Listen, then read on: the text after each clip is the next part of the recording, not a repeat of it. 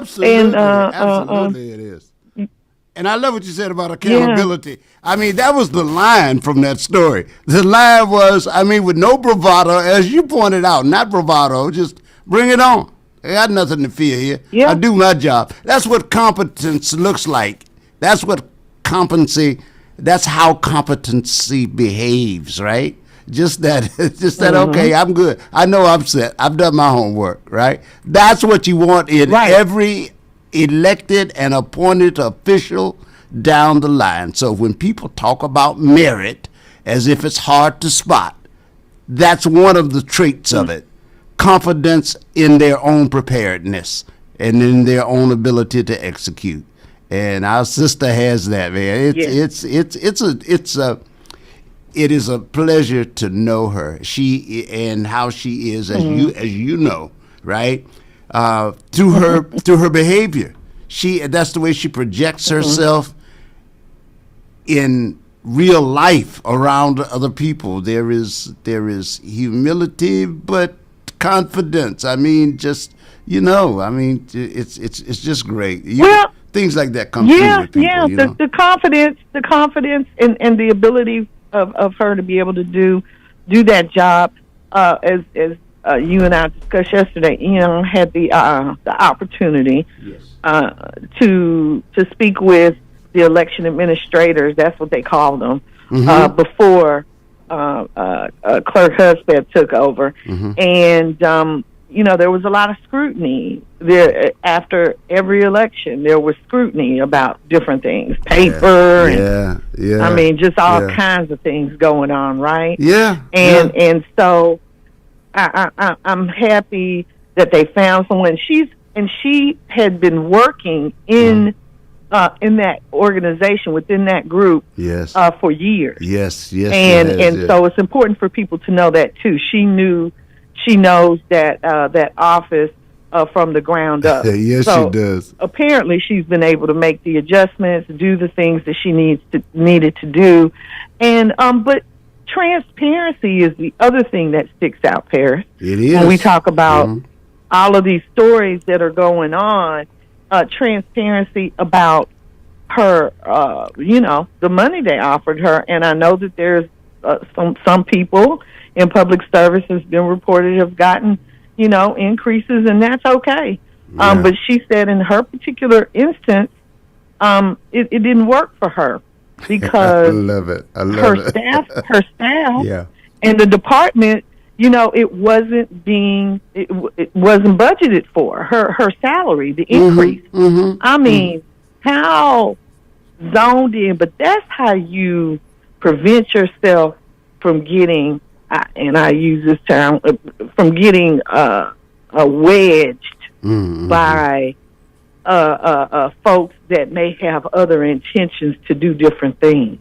I mean, this is transparency on another level, but you're handling it in a professional way. Hey, we don't have I know we don't have the budget for this. Yes. So who knows where they're getting the money from, or if they're getting money from the budget, all of these other things need to be funded that aren't. Yes. So I know at some point, if I take this increase in salary now, something's going to happen with the department and with the process, because all of these things that I'm sure she's been telling them need to be fixed haven't been fixed. Right. That's I mean, that's how you prevent yourself from getting jammed up. from getting put jammed up. I like wedged and jammed though, because that's it. That's it. Jammed. It really is. I mean, that's exactly what you're leaving yourself open to especially when you take on these high visibility roles. You get into the grind and you start, and it's like, no, I see where this could go off the tracks. Right. And when you have that type of diligence about what you're doing in your job, see, that all ties together. You already Sure know does. what's happening and what hasn't been happening. Yes. Yeah. And what you need to fix, but you haven't necessarily been able to fix everything yet. Mm-hmm. But I'm on track, and executive VP, whomever you report to, CEO, we've had these meetings, and I mentioned to you, I need this stuff to make my department run as efficiently as it possibly can. And I don't feel good about getting this increase at this point. Yes. Let's revisit it after the election. Yes, yes. And otherwise, right? Because you know the story. Well, we gave you the money, all right, and that's what it's like. If things, if things go undone that should be done, the story will be we gave you what you asked for, and that even though that didn't cover everything. So on the back end, it's, well, we gave you what you asked for, this much money, and this is what we gave you. No, she's making sure she's got the stuff to do the job. She didn't ask for that, Terry.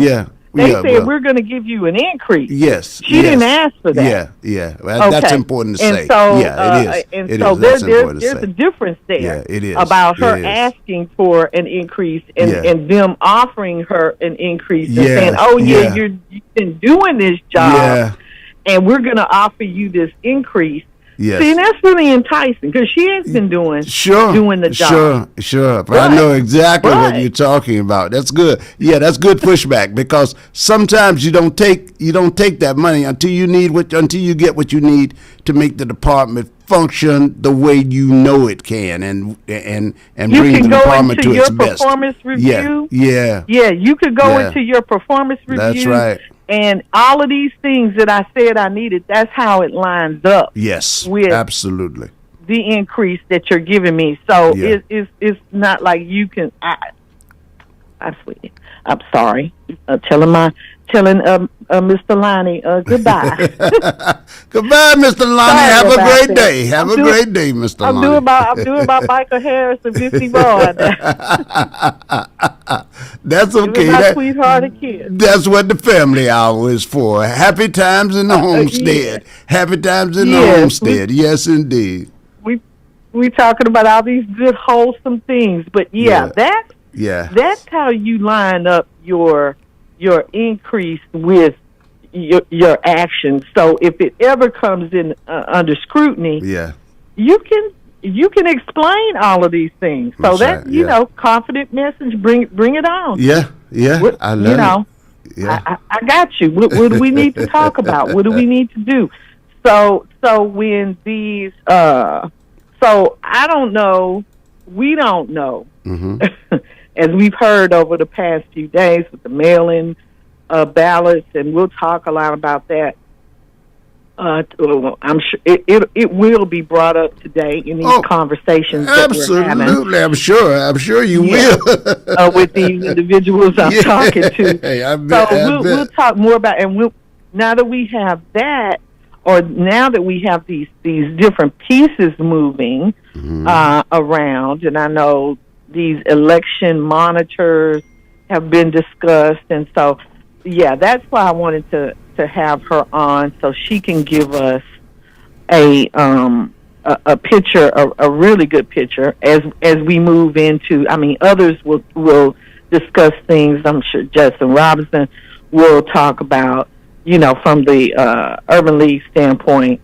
He'll have dates and different things, but we all know that these things are changing on a daily basis. Courts are ruling on different things daily. So you got to get your head right as we come into this season and prepare to vote. We need to get our heads ready for movement in regards to things that we need to do. So don't get stuck in a rut, with the dates. The dates should be consistent. But what you need to show the date, well, probably the mail-in ballots that possibly possibly could change. You might need to go log into a system and put. Who knows? Right, Whatever it is, we need to have a mindset that these things are moving, and not a defeatist attitude and saying, "Oh my God, this is just this too much." No, it's intended to be too much, and for you to think in that mindset. So I want to just get that thought across, because when we're talking, we're like, "Oh, they doing this, they doing that." Oh yeah, they're going to be doing a lot of stuff. Mm-hmm. But when it's something that you know that you need, if there was some money somewhere and you wanted to get to that money, and you knew it was there, waiting at some particular point, you would fill out all the paperwork and do everything you needed to do if it was to get to that money at that particular. That's the same kind of mindset we need to have here. I mean, this isn't well, it can equate into money depending on who's in office. Okay, and Donald Trump is showing us that. So it can be equated to money, and that's how you need to think about it. It might not be money in your pocket that day, but it could translate into money in your pocket once those individuals get into office. Yeah. Okay. Yeah. So, in keeping with that philosophy that you have, because I share it with you, there is we can have an ask at the end of, during our commentary and during our conversations, and you are good at building in asks. What's the ask? So you can take an action step.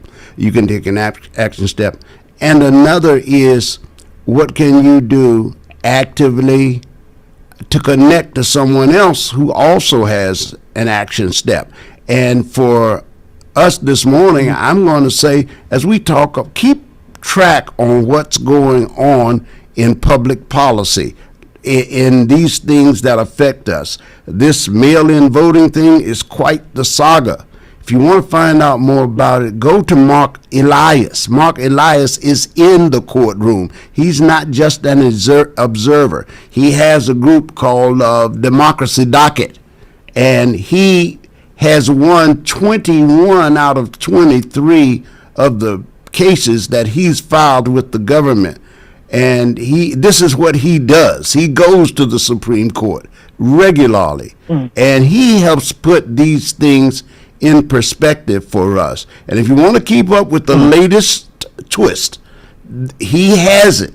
He has it. He released a post earlier this morning, and it's called "This is a Win for Democracy." And the guy is not smoke and mirrors. He's not Mr. I'm up all the time. I'm never down. He takes a sober look at the facts, the courts, and then gives you the history of his wins and lays out his strategy going forward. He talks about the attorney generals. He works in concert with them. He advises schools, universities, and other people who have issues with voting. And so he's at the center of this. Let's use some of our outside resources, is what I hear you saying, Lydia. And just so you know, I too am coming from that. So I just want to add one note, and before you even start with the phones this morning, because I said before this campaign opened, I said during Memorial Day of last year, I said going forward I wasn't going to do a whole lot of talking about the personalities. I had to talk about the president because he's the president. He does things, But let me tell you something.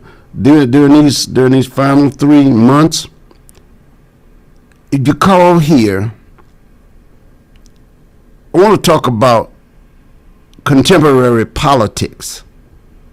I'm not necessarily interested in off-topic ideations, things that you might have thought about that might have been interesting, like why didn't they have stars instead of something else in the Dixie flag? I don't know that. I don't know what that is, right? So when you call here and we're having a conversation, the first thing that should be important, I want you all to know, I'm operating this board. This is Lydia's show. This is Lydia's show. You speak with her, and you're online with her only as long as she is comfortable with talking to you. I do not determine when she takes offense. I don't tell her when not to take offense. She runs the show. If you are offensive, she's going to say bye. And that's going to be the end of the conversation, because I have my only power extends to hitting the off button or not. And I am of one with the button. So when she hits me, when she says the conversation's over, whatever cue she gives me, you're gone. You're gone. And I say to you, and if that happens, then it's probably unwise for you to call back right away, because you're not going to get in. And I want to establish that. I don't give standards for her to be. I don't tell her, oh, you let them do this, you don't let them do that. I don't do that. I don't do that. Because there must be standards. Who make standards for me are the people at the FCC. And if you've been paying attention to news, you know that they can be burdensome themselves. But when she makes a determination that that's not how she wants her show to run, then that's it. That's it. I just want you to know that. And the other part of that is this. Here's the second part. It's time we make something out of these conversations. We've sat here for damn near 5 years. We go around. So I've heard the conversations. And I thought about this after the 20 election, 21 election, wherever we are now. Wherever we are now. The 20 election, right? Look, I thought of it. I said I'm gonna just prevent the circular conversations and the conversations that don't take us anywhere. We're talking about policy, then I'm going to direct you to, if we have a conversation, I don't want to come back and have the same conversation with you 2 days later, or an extended conversation. There will be exceptions to that, and I can appreciate that, right? But you're going to have to put in some effort here as a caller in order to converse with me. You're going to have to show me that you care about the policy we're talking about, and not just that I'm killing time with you so you can keep me from talking about the things that actually should be on the table. That's all I wanted to say, and I'm bouncing back, and now I'm just producing. I don't have any questions for anybody. I don't have anything. I don't want to borrow any money from anybody. I don't want anything except to be the producer out here, and I'm good, and bless you all. Yes. I may ask you some questions. Oh, but now that's different. Yeah, that's different. It's okay if I'm asking them questions. Oh yeah. Yes. You are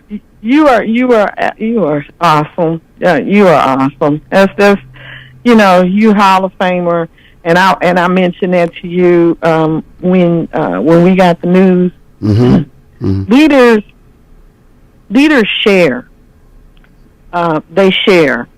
And as that story I just my story about Tanisha that I put together, it shows that that was the other piece that I wanted to convey in there. Can you imagine her staff when they hear what she did about her salary? I love it. Yes. And how they feel about her. That's leadership. Yes. Yeah. And how people are going to want to work for her. Yes. With her at the clerk's office, because you hear stories like this. You know what you're walking into. It depends on what kind of person you are. You may not want to work with her. Yes. But if you have a spirit of servant leadership, this the kind of person that you want to work with. Right. And so, I'll cut it off right there. We'll get an opportunity to speak to her and some callers. Yeah. And you can convey your thoughts at that time. Sure. But so moving on, Stephen A. Smith, and this was a story. There's a few stories I had last week, but we didn't have an opportunity to get to.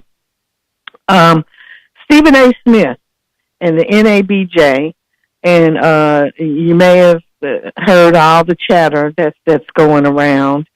National Association of Black Journalists is what NABJ stands for those of you out there that are listening. Stephen A. Smith has built a career on being a straight shooter. That's what he says he is, right? But recently he's found himself in a direct clash with the NABJ, the National Association of Black Journalists. At NABJ's Salute to Excellence Gala in Atlanta, Smith was given the organization's Thumbs Down Award. And that award is a public rebuke reserved for individuals whose actions undermine fair, accurate, and inclusive journalism about Black communities. The NABJ said Smith has shown a reoccurring pattern of disparaging commentary towards prominent Black women, pointing specifically to his remarks about Representative Jasmine Crockett, not as an isolated moment, but as a part of a broader pattern in how his critiques of Black women have landed publicly. At the and the NABJ is precisely the organization positioned to hold its members accountable to the African American community. Many observers argue that Smith has been walking a dangerous tightrope of bait and switch politics, unchallenged and unchecked. They see him being elevated by conservative media executives who understand his influence with a loyal base of Black male sports fans, using that platform to soften support for Black women, Democrats, and broader agendas of Black political empowerment and collective self-interest. Critics say this dynamic ultimately contributes to marginalizing the Black vote. NABJ's criticism focused on Smith's behavior as a high-visibility media figure, not his politics, and on the pattern in how his commentary landed on Black women in public life.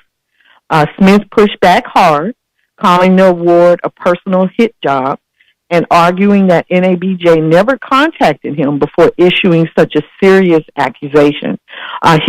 He said he reached out to the NABJ president, who is now Erin Haynes, but the conversation stalled when she preferred a private discussion. And he insisted that because the criticism was public, the accountability should be public too. Still, professional norms in moments like this call for engaging directly with the institution offering the critique, especially one that represents Black journalists nationally, because Erin Haynes didn't do this. The board of NABJ, all of these people had to get together and agree that this is what they were doing. Smith could have responded through NABJ's channels by requesting a conversation or a review. Instead, by escalating the dispute publicly on Hannity, he bypassed the Black journalists, or he bypassed the accountability structure meant to support and safeguard Black media professionals. Talking about NABJ. Critics argue that this choice intensified the conflict and weakened the collective leverage Black journalists need at a time when many are losing jobs and fighting for visibility in shrinking newsrooms.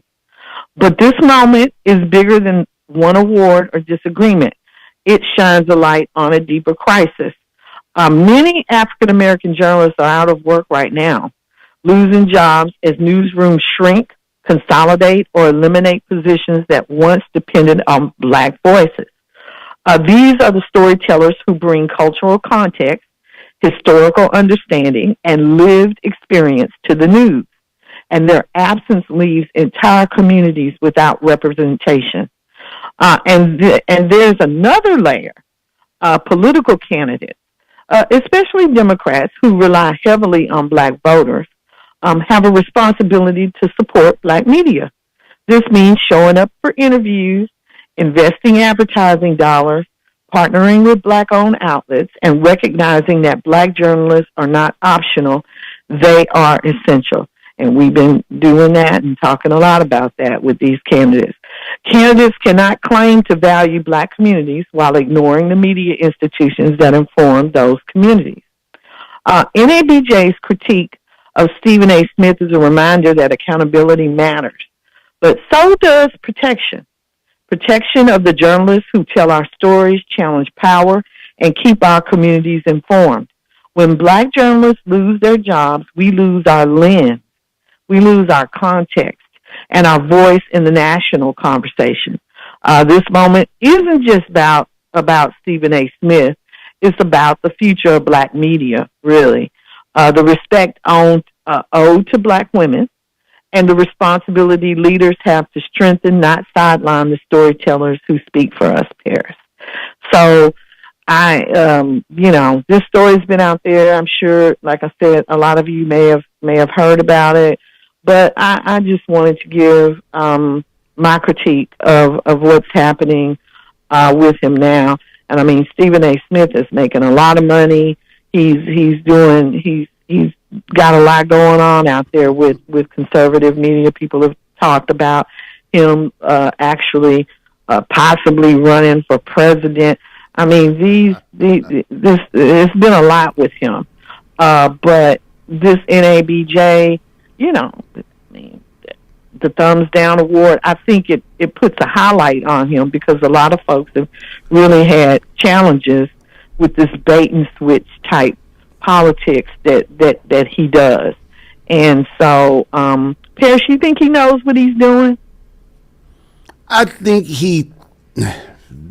this is awkward to say, so I think he thinks he knows what he's doing. You know how you have something made up in your mind, so it seems like a good idea at the time, right? But and you speak on it, and you say, damn, that sounded a whole lot smarter when it was in my head, than when I actually spoke out. And sometimes that happens. He was saying something. You can get caught up in the moment. You can see that your voice reverberates in a lot of places, and so you'll start saying things, and before you know it, you're weighing in on something. Sometimes before you know it, you haven't thought it through fully, and so you say it, you put it out there, and you see how many ways it could be taken by so many ways that you didn't have in mind. For instance, I was trying to. I wasn't really following him. I know he had something.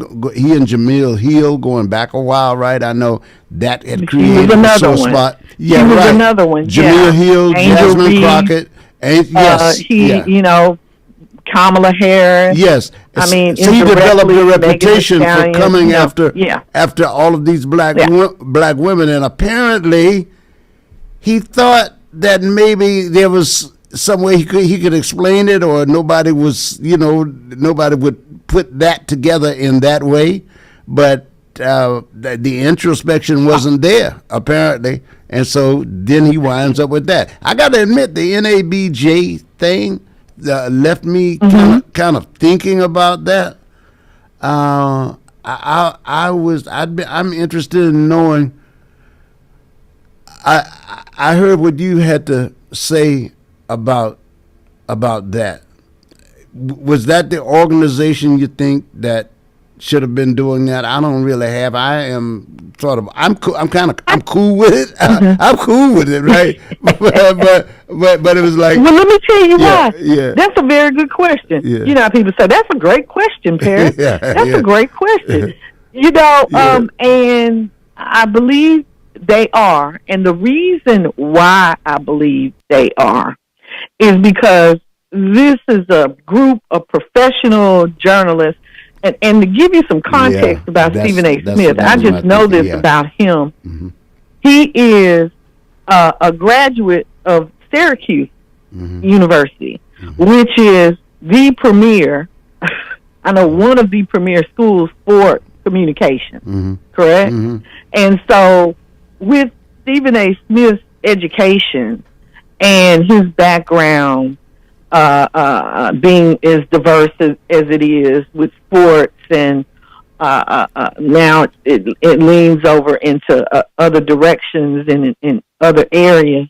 I believe I think he understands, with the background that he's had in the 30 years of experience that he's had. I think he feels like he's found a niche and a place where he could kind of, I don't want to say hide, but kind of settle in, and because nobody's calling him out. So these journalists, group of journalists, national group of journalists here in the United States, black journalists, are like, okay, this is what we do, and we see you, we see what you're doing, and this is our organization, and we have this, where we say, hey, these people, we notice what they've been doing. He wasn't the only recipient of the Thumbs Down Award, and I should have gotten a list of other people, but there are other people who received it, so it wasn't just him. It was like four or five other people, I believe. Yeah, I did read but there was somebody else on it. You're right about that. And it's been given out since the 80s. Okay, this Thumbs Down Award by the NABJ. So they have been, and they say it's a rebuke reserved for individuals whose actions undermine fair, accurate, and inclusive journalism about black communities. And this is the NABJ. And that's spot on. That's a noble goal. Yeah, and it should be, as it should be. Because now who do you think should have? Is there some other group, or where do you think the criticism should have come from? Like the NAACP or one of these activist organizations, maybe? I thought about it for a moment when I saw it, and I really wound up saying, what I wound up saying is, well, if not them, who? Somebody had to say it. I mean, or somebody was going to say it. I just thought more in terms of what I guess what I wanted to see was more individual journalists do it. But the truth of the matter is there are a lot of individual journalists who bring smoke to him. But this does in light of what their mission is, I can see them doing that. And again, when I thought about, when I looked at it, and I looked at Jasmine Crockett, and it was the language he used with Jasmine Crockett. He was this was right after he talked about himself being president, or it was around that time, and it just felt to me like he was really, really speaking as if he were the sole voice of Black America, because he was passing a kind of judgment on her, and it smacked of classism to me when he talked about ratchet, when he indicated words like ratchet, and you couldn't be, he sounded actually like he was scolding her on behalf of the way she behaved in front of white people. That's what it sounded like to me. All right, like he was saying, don't you know better, people looking at us, and never mind mind what your values are. You can't behave like that on the world stage. My goodness. And this is what this woman was about. This is what the Jasmine Crockett is about, standing for herself and not playing the game just to play the game. So I thought he missed that. And I think if it would have come from other talk show hosts, for example, your Joy Reid or your Reese Waters, it wouldn't have carried the same weight. Well, D.L. Hughley likes him up. Yeah, D.L. Hughley. D.L. likes him up. They have. Regularly. They have. And they have about this stuff. Especially, but it's because the NABJ, how people say, oh, it's a group of my peers. Right. When your peers, people that do the same type of work that you do, you've heard the people who the Oscars, the Academies. You talked about somebody yesterday who was just elected to one of these, the Academy or the Grammy Academy. Ernest Walker. Good thing. That was a good thing. When your peers call you out, you are, that's another thing. I think so. And then you have this whole dynamic of journalists losing jobs. A lot of these newsrooms are being, they're going through layoffs and all these different things that happen. And most times, we're part of that group, a large part of the group that gets laid off. And so when you add that into it, we need Black voices out there, Paris, and that's why I feel truly blessed to be here with you this morning on Diversity of Thought. I do not take this platform lightly. I really want to protect it and to protect the station and everything that we do here, because it is very important. And this story really brings it to the forefront for me. Yeah. So, and you got three callers. So I okay. I just want you to know let's take them. Okay, let's take them because at 10 I got to get out here for Justin I know, and get him on. He's got a lot to talk to us about. Okay, so let's start with the callers, Terry. All right, caller, you're on notice. Hello, go ahead. Good morning. Well, good morning. Good morning, Welcome Lydia to Diversity of Thought. Paris. Hope y'all doing all right this morning. That journalist that you just named, that BL or whatever, I didn't know nothing about it, but I'm sure a lot of other people didn't know about it. But guess what, though? They got it right on Stephen A. Smith.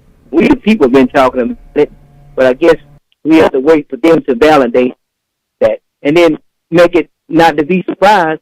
He went on, like you say, he went on Fox News. It had me. Okay, well, at the end of the day, they already had a lawsuit against him. So it didn't surprise us. You understand what I'm saying? That was enough for them to at least come on out and say that, about Stephen A. Smith. I'm going to be honest with you. I think they got it right.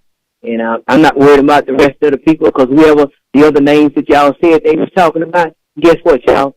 I didn't know nothing about them, no way. Y'all hear where I'm going with that. So at the end of the day, I got that part.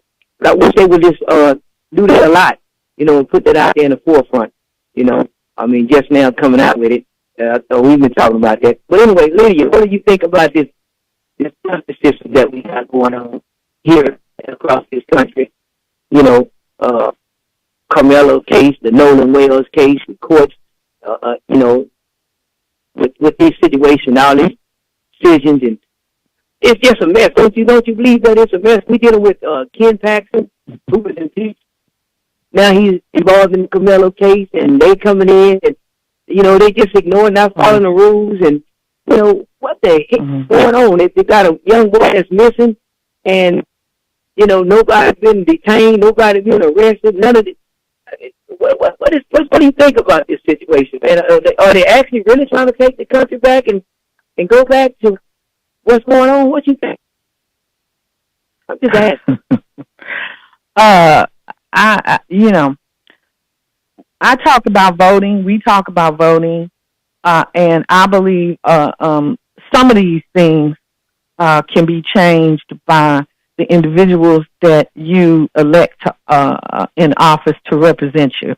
Just what I started out with talking about, getting to the polls and all of this being fluid. As we know, the vote, they're trying to suppress the vote and try to make sure that we don't win. So that the people that will represent us, we had the person running for Attorney General, not against Paxton, because Paxton's running for Senate, but running for Attorney General, Nathan Johnson, who is a Democrat that was here to talk to us, and he is the state's attorney.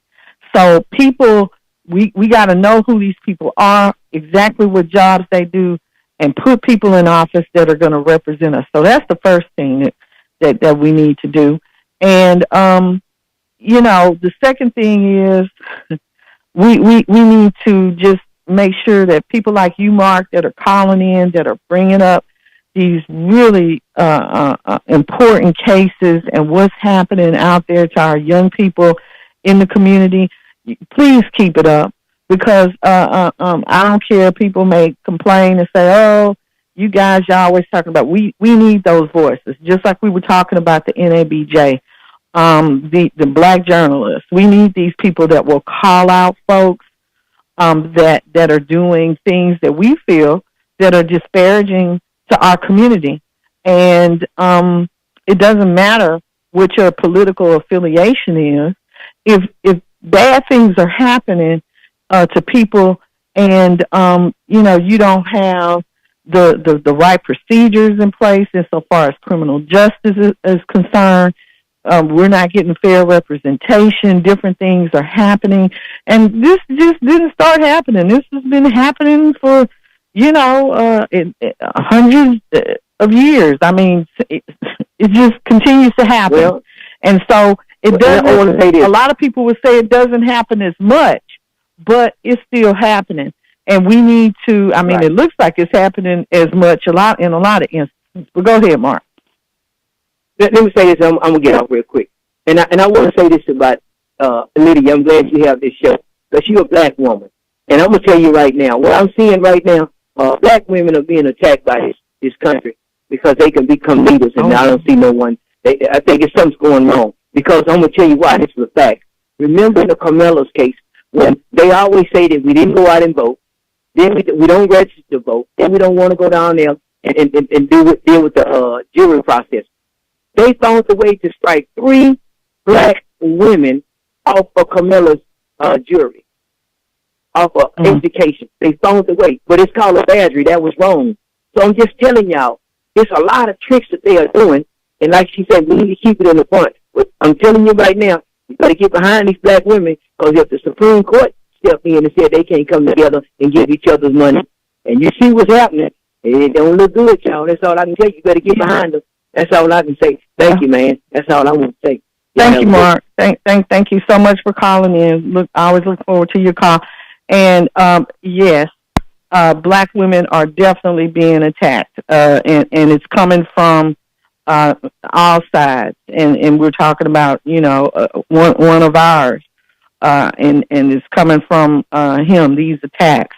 And we need to let him know, call him out. He says because he has a lot of black women in his life that this means that what he's doing, he's not trying to hurt black women. But the proof is in the pudding. With the words that you use and the things that you say. And I wonder how his daughters are taking this. I'm sure, that's their daddy. They riding for him, but at some point, Stephen A. Smith needs to come out and, point out where he fell short in these instances. And I have faith and hope that he will. So, Paris, next caller. Let's bring him in. Hey, good morning. And the box door, Lydia. Number one, the first thing, start wasting your energy hating. Okay. Number 2, realize there's a complexion and there's a connection. Concentrate more on the connection. As Al Roker, so if we talking about black, maybe black journalists, Paris, come on here. You see that you're a good boy. I think we can use you. No, it's not so much misleading about the complexion. It's the connection. We need a connection. And so, and leave the Jasmine alone.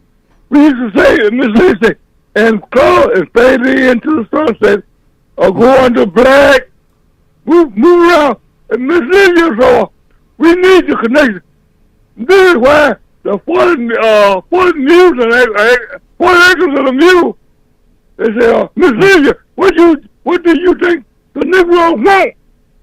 They asked Saturday, man, we can just get 40 acres, we don't care about the mule. Thank you, Miss Lydia.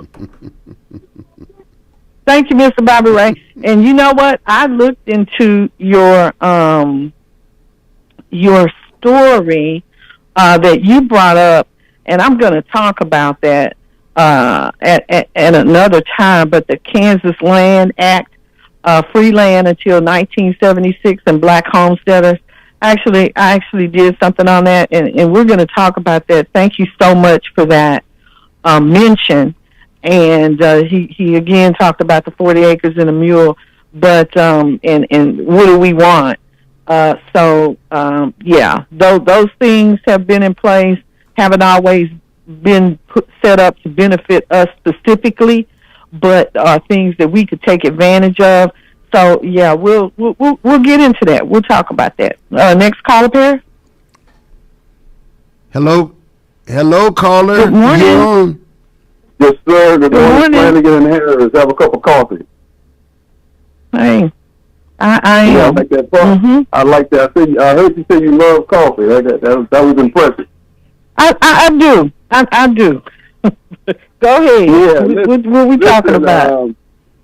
Yeah, I don't agree with the commentary on Stephen A. And the reason why is because I don't see Stephen A. as a journalist. So I was surprised that the National Association of Black Journalists targeted him. I see him as strictly as an entertainer. Just like I see some of the work that's done here at KCOH, as people just offering up their opinion and commentary on whatever they choose to target, right? So I mean, how do you? Yeah. What do you know about Stephen Smith's background? What do you know about Stephen A. Smith's background? Just curious. Just as much as you. He's just a. I can tell you about being a member of the NABJ. I can tell you about Stephen A. Smith's background. Like I mentioned, well, I'm not talking about his background. I'm talking about what's going on right now. His and his work, his 30 years of work in broadcast journalism. He's been with ESPN and some other venues. So what I'm trying to say is he is a journalist. He's a broadcast journalist. He's a black broadcast journalist. So yes, he works and he talks about the black community. He's done it through sports. I'm sure I've heard you on with Ralph. So you're very familiar with him from that aspect. But he is just not an entertainer, which is why the NABJ is reaching out to him. And so yeah, no, he's not just an entertainer. On Wikipedia, it said that he was a sports commentator and entertainer, and once upon a time, he was a journalist. But currently, he stands as an entertainer or sport commentator. He has a journalist background, and so potato. Your point. My point is that he knows better. But I got Paris. We probably gonna have to cut the call short, and I hate that because. What? I'm sorry? Excuse me? I don't see him any different as the entertainers on this station. They're giving their opinion. I mean, even the there are people on the station that are journalists. There are people on the station that are journalists, Coffee. And we've got to get Justin Robinson III. And, well, yeah, good, cool. That's your opinion. So, yeah, keep calling in and talking to us. So, thank you very much. Paris, I got to hop over and get Judson on the line. Yes, you do. And while we take that break, I'm going to do some public service announcements here. Cool? I got some live public service announcements that I got in on the phone. And one of the events is taking place tomorrow. And I want to, it's these wonderful people at the church here. So I'm going to do some announcements. So we're going to take our break, okay? And I'll get right back. Get right to you. Not a long break, okay? All right. We are the source. Good morning, everybody. Listen, I want you to know about some things that are going on in the community. Tomorrow, August 29th, fish dinner, fundraiser, good food, great fellowship for a great cause. Yes, indeed. Yes, indeed. It's only $15 per dinner, and it's sponsored by the Evangelist Chapel AME Church. And you know, they got good food. You know, the sisters in the basement or the kitchen or wherever your memory takes you, however you used to get it done, they are down there in that kitchen cooking now, getting ready for you. Well, not now. Yeah, what is tomorrow? Yeah, for tomorrow. But they're not cooking now. It'll be hot, nice and hot and fresh when it comes to you. Now that's why they've got pre-orders. You can order by calling 281-995-7246. 281-995-7246. This is for pre-orders. It's the Evangelist Chapel AME Church. It is at 3401 Hondo Street. 3401 Hondo Street here in Houston, of course. And it's tomorrow. Tomorrow it's going to happen. It's going to be big. It's going to be big. 3401 Hondo.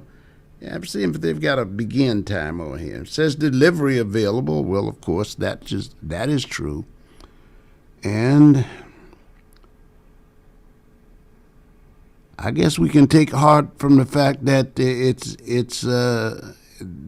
got dinner. So they've got dinner. They have dinner out there. So I'm assuming it's in the afternoon. It's in the afternoon, to be sure. You may want to call, though, and get that time.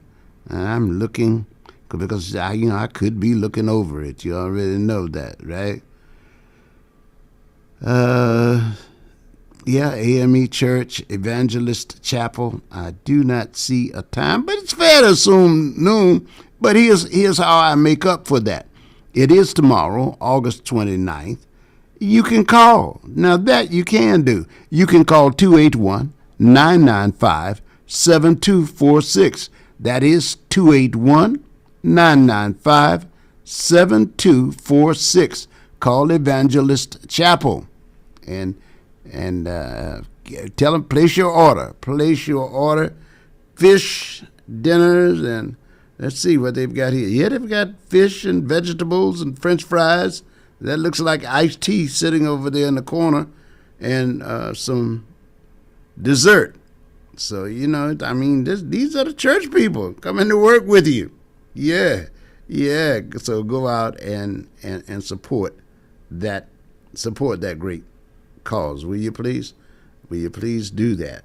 And we thank you. We thank you for being mindful of it. Now, we've got another one here that I want to tell you about. And let's see.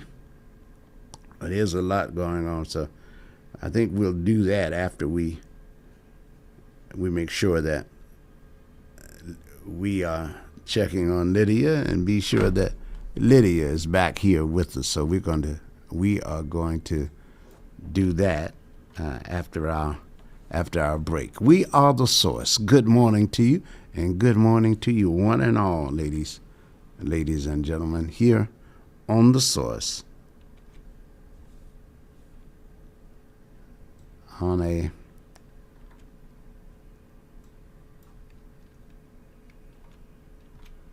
Friday morning. On a Friday morning. Here we are. Gonna keep on trying till I reach my highest ground. And now a message from the future frequency. Young voters, Gen Z and millennials, if you're ready to make your voice count, here's how you make it happen. First, register to vote. It only takes a few minutes. Just look up your local election office and follow the steps for your area. Next, verify your information. Confirm your name, your address, and your polling location so nothing slows you down. And don't wait for election day. Vote early. Pick your day, pick your time, and skip the lines. Make your plan to vote early and vote to be heard. The future is live right now, and you're the frequency. Then we go be alright. This message is powered by Diversity of Thought and proudly sponsored by 1230 KCOH, The Source. Good morning, everyone. Welcome back. I am here with Judson Robertson III, a friend of KCOH, and he is the president and CEO of the Houston Area Urban League, a longtime public servant and community advocate whose work centers on equity, economic mobility, and strengthening Black Houston. Well, Houston and Black Houston. a former city council member. He brings deep policy experience and a steady solutions-driven voice to the issues shaping our city. Good morning, Judson Robinson III. How are you? Good morning, Miss Lydia. How are you? I'm doing well. Thank you for coming on with me this morning. I really appreciate it, and I know we've got a few things to talk about, but I wanted to start off by you giving us a brief synopsis on the 2026 National Urban League Conference that took place the end of July through August the 1st in Nashville, Tennessee. So tell us about that. Nashville is very important to me. I spent a good part of my life, not a good part, but 4 years at college at Fisk University. So it was good to be home. I'm also on the trustee board, so we happen to have a meeting at the same time. So Nashville was very timely. The discussions were, both for the university as well as for the nation as relates to Black America and other marginalized communities. The conversation was frank and honest about where we are. The State of Black America was released, and and the title doesn't say it all. I don't know what the state really is, but the state of emergency is what this year's State of Black America really talks about. And it's about democracy and civil rights and all of our progress that's under attack. And, it's a real deal. I think President Morial was very transparent in kind of where we are, how we've let things slip, what happened during, COVID and the aftermath of George Floyd's death, and how the whole, woke language was redefined and villainized, and not that we were asleep at the wheel, but it's really, Lydia, it's really amazing how strategic the forces against progress are and can be and continue to be. So we've got our work cut out for us, but the conference was outstanding. Lots of great speakers from all over the country, experts in lots of fields, and giving us the real truth.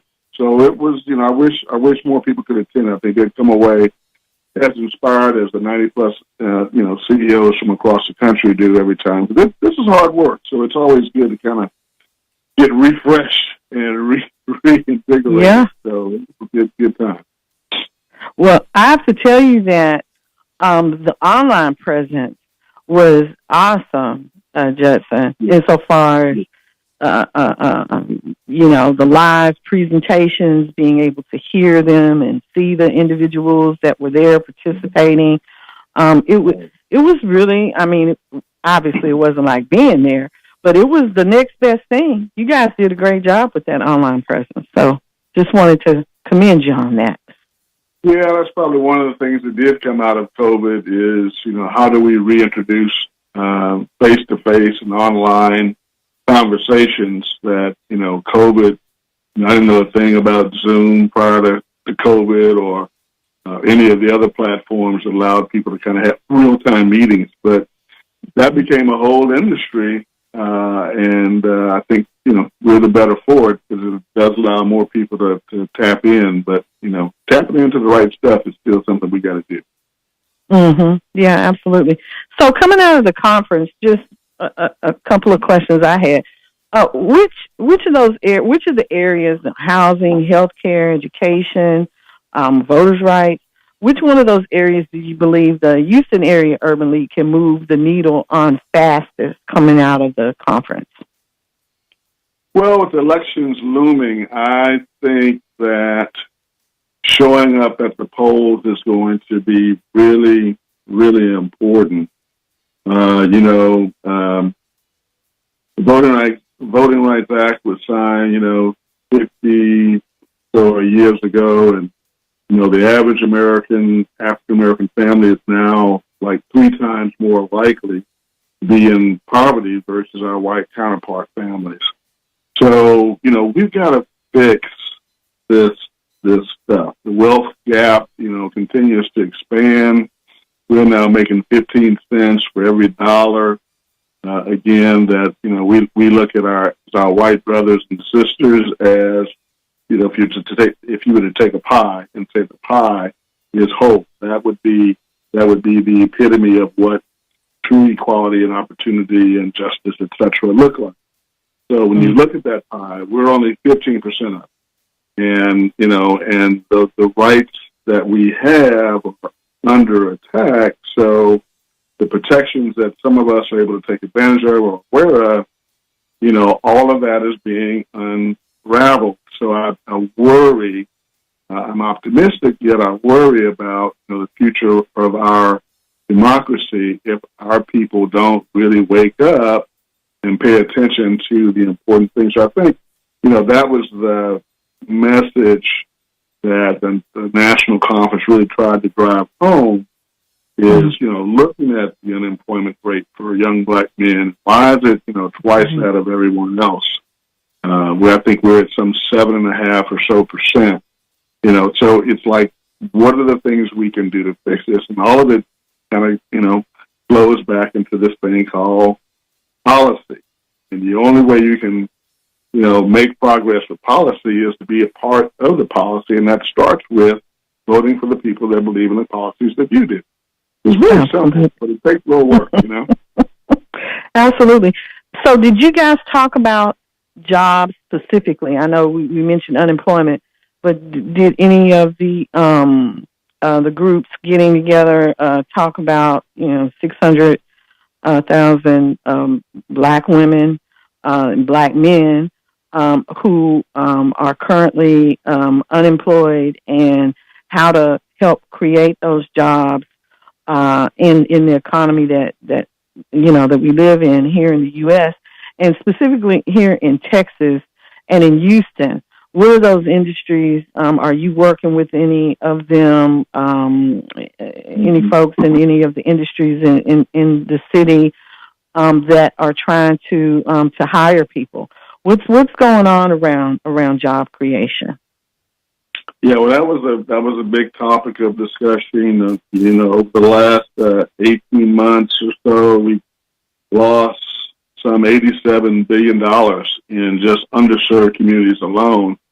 Due to the loss of jobs and just the descaling of the federal government in terms of their reprioritization of what matters and where to spend their money. So again, a lot of those jobs were jobs that our women had primarily. A lot of our men had them as well, and they were good jobs. They were taking care of their families. And so with the government doing what it did to so many Americans, we were caught at a disproportionate rate when you look at our overall population in the country. So, again, all this stuff is strategic. So the Urban League does push back. I mean, we are definitely working with all of the new technologies of jobs. We have the Urban Tech Job Institute, where we're training people on the right software, the right energy-related jobs, making sure that they are skilled and ready for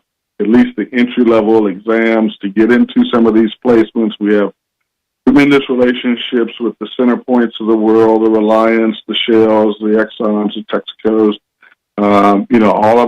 All of our board members that make up some of these companies are hiring for these types of positions. We're working very closely with them. We have a very dedicated department, workforce development department that has regular orientations.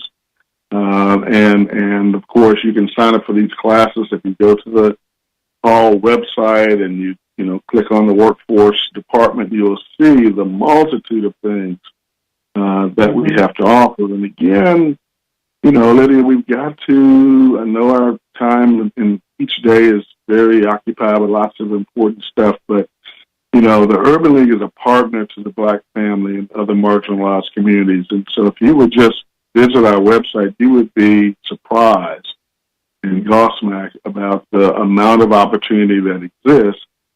But you got to, take the initiative. And I'm not beating us up. Yeah.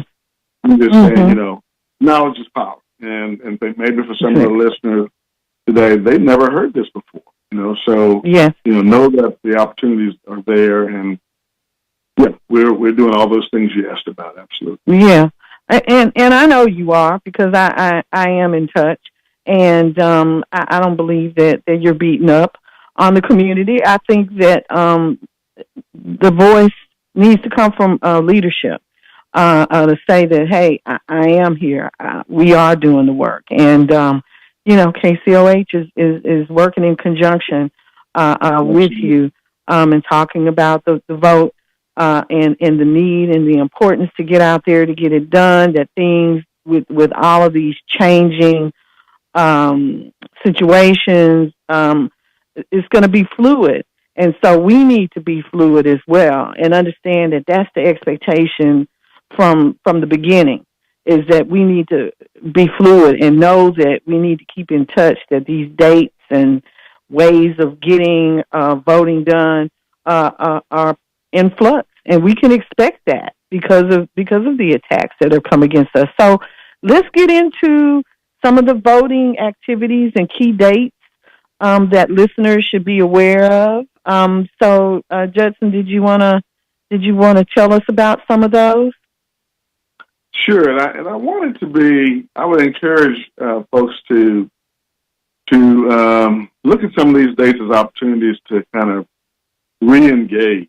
This could be the year that you decided that you're going to scour the opportunities that are out there and see what fits for you. There's a lot of different things that have kind of national or local, or if you just want to work with the Urban League, you have lots of options out there. There's a lot of 800 numbers to reach into to get information. There's events that are planned already that you can pop into if you want to get involved with text banking or dialing for votes, or block walking, protecting the polling locations, and being sure that you're a strong advocate. There are lots of different dates and events that are taking place where you can tap in, like I said, and become part of the army that's helping to kind of turn this around. This is going to be a war. It's not going to be a quick skirmish. You have a lot of ground to now make up due to the fact that we've let so much of it get away, or it's been taken away. But we've got some great opportunities to participate. Now, I know that if you're not registered, you need to do it by October the 5th. I think, states, the federal government cannot make a state speed that date up. It has to be at least 30 days before the election. So, if you're not registered, get registered. There's some important deadlines like that you really have to pay attention to. And then there's some focus dates where folks can get involved, nationally, and be a part of the party of making sure that people are getting registered to vote. We've got National Voter Registration Day coming up on the 15th of September, and that's really where, as I heard your commercial say, you know where to vote. You've made your plan to vote. You know if you're going to do it by in person, or you're going to do mail-in ballot, or whatever the options are. But you've really kind of taken 30 minutes out of your day or an hour and made sure that when you show up ready, there won't be any surprises. You know what the voting age is. You know what ID to bring because you've researched, and now you're ready. So this date is a date that they kind of look at the number of people that register on that date, and are ready, completely ready to vote. And so they've been kind of tracking that number over the years, and it's pretty sizable. I think it started back in 2012, and I think since that time they've registered some 6 million people. Big numbers, but it's a date to really just kind of say, hey, you know what? On this date, I'm gonna get with my friends, and we're gonna sit down in a room, and we're gonna whip out our registration cards and make sure. It's silly, but it's important. Yeah. Make it a thing. So That's right. That's make it right. a thing. You got the same thing on the 18th, where it's a real focus on just black voter registration. So same thing. So I guess we're looking at how many black people really got engaged on that day, and like I said, try to make it something that's fun and that you can engage other people in, and make it a thing, like you mentioned. The mail-in ballot date, the deadline is, I think, the 23rd of September. So let's pause. Let's pause for a minute on that, because that's been in flux, right? So let's talk a little bit about mail-in ballots, so that nobody's confused. And I don't know if this is getting too much into the weeds, Judson, or you okay with talking about all of this? Yeah, mail-in requirement. Yeah, it's still, there's an executive order out there, and so, I can talk on the fringes of that. I know that the president is trying to secure that everyone who does a mail-in ballot is an American citizen, that it has, a degree of security to it, where it's got barcodes and it's sealed a certain way and all that kind of crap, right? So, elections in this country are primarily safe. We haven't had problems with it, but this is just another barrier, or at least it creates a cloud where you're like, do I really want to go through all that? Exactly. I know how we used to do it. Is this so it's a discouraging thing under the guise of voter integrity and security. And so, I think, Lydia, what we have to do is not be discouraged. We just got to push back. Tell me what the rules are. I understand them. I've got time to respond to it. Let's rock and roll, right? Yeah. And so I think that's, the whole thing about mail-in ballots, and, okay, we know the date. We know that we can go to these 800 numbers and find out the specific details as relates to our state. So don't oversweat it. Just do what the new rules require us to do, so that your voice can be heard. Yeah, absolutely. And I'll read those out to folks when we wrap up here. What those mail-in requirement rules are. It's just 3 of them that are listed here, so not a big deal. But I want to tap back on the polling training. Not sure you mentioned that earlier. So people that are interested in that, exactly what are they preparing you to do? You're assigned polling. Okay, well, first you get the training, and then whether you get some T-shirts or something that identify you as being trained as a watcher, and then you go from there. Is that what happens? Yeah, you've got some organized events that are coming up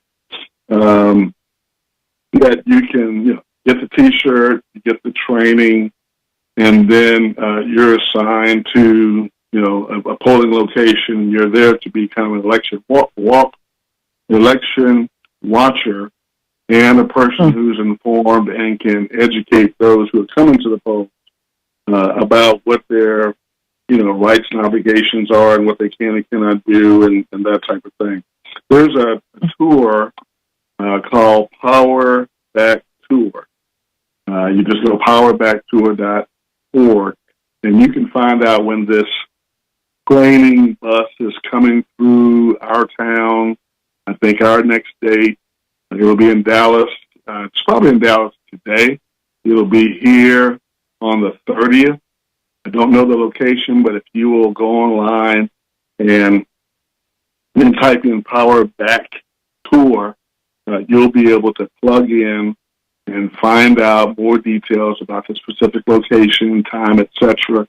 And it's a half day, all day type training thing where you walk away with your swag, and and you'll feel powerful because you'll know. Yeah. When you call your friends about the party you're going to have for Black Registration Day or National Voter, you're going to be able to speak intelligently and lead a conversation around, how we're pushing back and how we're ready. So you've got lots of tools that are out there. You've got you still have the 1-888 Our Vote or the 1-866 Our Vote phone number to dial in if you're a lawyer and you want to help on this election protection stuff.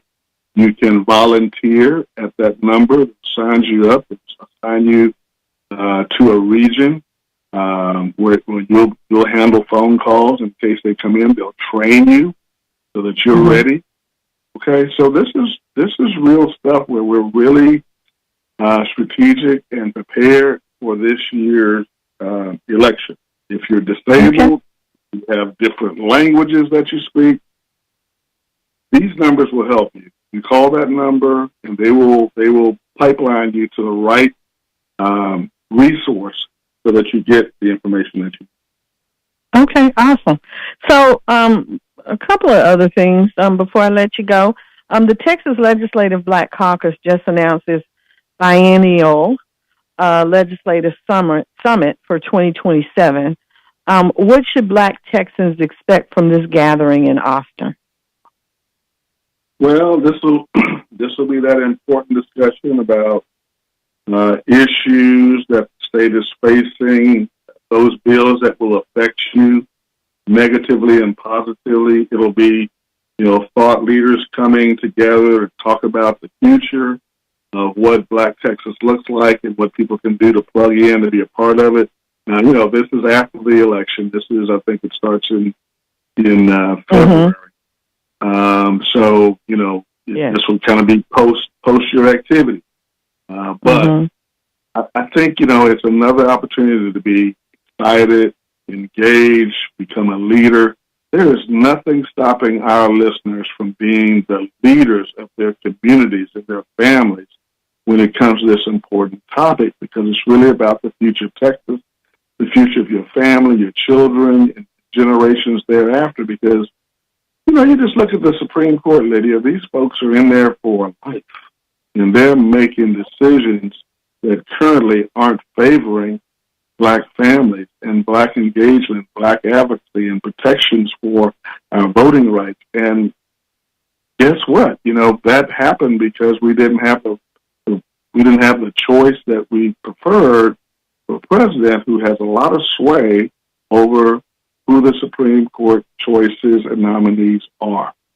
And so this voting thing is really important. It's not only important for our lifetime, but for lifetimes to come. So, we just need a lot more advocates. I'm really proud of our team, Carmela Walker, who's, I'm sure, a friend of yours. I know she's doing something with voter protection training on September the 8th. So I encourage you to go to the local Urban League website, which is www.hall.org. I know many of you know that already. And we have planned events in September, mid-month, 15th, the 18th, the 25th, 30th, even into October. So there's no excuse. If you're interested, arms are wide open over here. We've got a new effort by Senator Royce West and State Representative Barbara's last name, Barbara Irvin. Can't think of it. He'll come back. Okay, that's okay. But they've got an effort called Freedom Rising, and you go to freedomrising2026.org. You'll see what that's all about and all the local efforts that'll be taking place here. And again, that's very similar to the stuff that we're doing. And the National Urban League has created its own Take Action app for all of the affiliates throughout the country. There's 90 of us throughout the country, and so we're plugging our local constituencies into, again, very similar things we're already talking about, but just that you could get involved nationally, at the state level, at the city level. You pick your poison, and we're there to help you get engaged. So Okay. So, Well, that's awesome. And what we're doing here on this end as well, just FYI, in case you have time to tune in. But I've been conducting down ballot interviews with the executive. So Gina Hinojosa has been on, Nathan Johnson has been on. Of course, Gina Hinojosa is running for governor, and Nathan Johnson is running for attorney general. And today we're going to have on Vicki Goodwin, who is running for lieutenant governor against Dan Patrick. So, in educating people about who the down ballot, of course, we've got, Tallarico and Kim Paxson running, and that sucks up all the energy, and that's fine. We hear a lot about that, but we don't know a lot about the down ballot races, who these people are, and in a lot of instances, Justin, we don't really know what the roles, responsibilities are. What does the lieutenant governor actually do? What does the attorney general, what is he directly responsible for? So those are things that we're doing here. And Tanisha Hudspeth's going to be on with us on the 11th. So we'll be talking more specifically. Cool. Yes, sir. I love it. I mean, Tanisha is a former Houston Area Urban League young professional. And, she and Ray Shackford is now Vice President of Engagement at the National Urban League. He was an Urban League young professional. So that's another thing to plug into is the Urban League here locally. We have a couple of volunteer auxiliaries, the Guild and Young Professionals, and that's a great way to learn and a great way to move up the ladder and meet the right kind of people that can help you in your career advancement, of your political engagement advancement. And another guest you might want to consider. I mentioned Royce West, and I couldn't remember Barbara's last name. She's a state rep out of San Antonio. I think it's Gervin Hawkins, Barbara Gervin Hawkins. She's chair of the Legislative Black Caucus for the upcoming biennial that you talked about. So she'd be great too, or he'd be great. Royce would be great too, just to kind of give people a big picture of what the state is doing. And as you mentioned, all those people who are running for office, that's too part of your plan to vote. Know your candidates, know their issues, where they align with yours, right? Because this is your future. This is your today and tomorrow. So I love y'all. But it's on us, y'all. We love you too, and thank you so much for coming on with us this morning. Is there anything that you'd like to close out with? Well, just to thank you guys. KCOH has a special place in my heart and my family's heart, as you all know. And it's always been a tool for the community to keep us informed, engaged, entertained. And those trusted voices are KCOH. They are the Urban League. They are these anchor institutions that have been around for decades, that have been committed to equal justice, equal rights, and equal opportunity for all. So God bless you guys, and thank you for what you do. Give my best to Paris. Thank you so much. And, always great. Yeah, Paris, did you want to say anything to Justin? No, Justin knows. I heard him talking about Ray Shackelford and the Young People's Program, and so no, I'm good to go, man. Just knowing that you're out there, keeping us apprised of what's going on, man. And bless you as always, you and the family, man. Love to you. Yes, sir. Know that y'all are trusted voices, and we appreciate y'all probably more than we can ever express. Justin, you need to give us. We have we have some new listeners. We're building up our women's listenership. Knowing that Diversity of Thought on Fridays is a platform for them. Can you tell us give us brief history about your family and the station? Well, the Robinson family. My dad and my granddad were fortunately mature around the times of great opportunities for Black people. My granddad attended Prairie View. Not everybody could go to college back in those early days. He was a porter, so that was considered a really great job, working on the railroads back in those days. But he, got his degree and then went into business. And he had two sons and a daughter, and he just instilled in them that, they were They were equal humans. They could do it if they just worked hard, and they drank the Kool-Aid. All three of my dad, my uncle, and my auntie were all very successful people because they just had a really strong upbringing and people who believed in them and gave them a shot. And so my dad, once, that era was taking place in the late, 60s and early 70s when the civil rights movement was really taking shape. And it was kind of like the same thing that happened around George Floyd's death or murder. There was a moment where people were awake.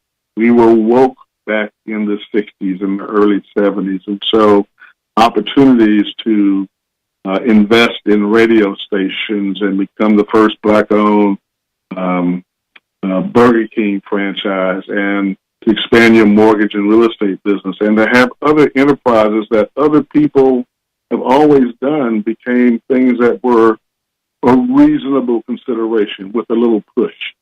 And so they pushed, they had community support, and they were able to make many barriers become history that we take for granted. Even Black elected officials and Black owners of McDonald's and Black owners of various types of franchises. All that was, in that pioneering era that my dad and his brother and sister happened to be a part of, and many other Judson Robinsons throughout the country were doing other fantastic things too.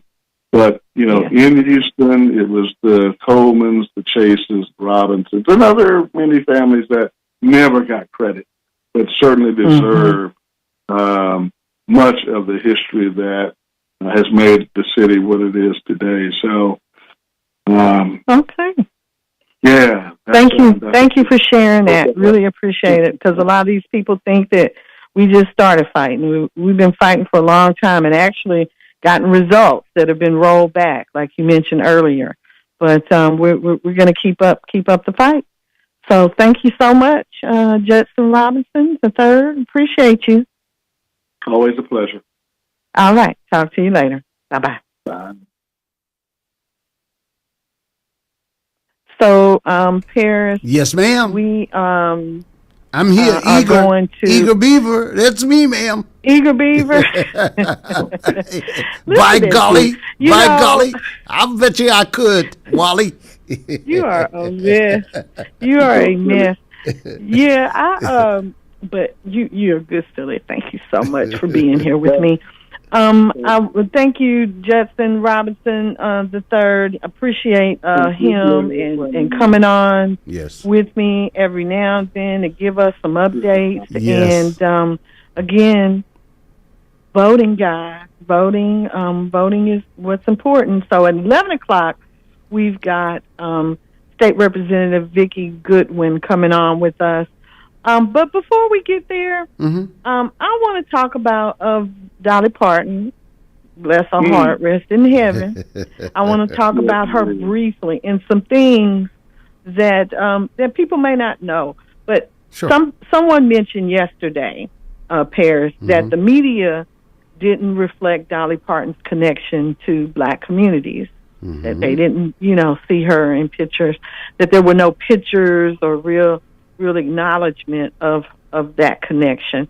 But I would say respectfully, that's not accurate. I've seen and know about other things, but seen recently and historically. But even when reporting on her wealth or her business empire, major outlets have highlighted her philanthropic reach, including the millions of free books she's provided through the Imagination Library. And her influence is visible in the stories of Black women who have spoken about her publicly in the last couple of days and even prior to her death, from country singer Mickey Guyton, who tearfully described Dolly as one of the few country legends who embraced and mentored her, to journalist Abby Phillips, who said her daughter's bookshelf was filled with Dolly's Imagination Library books.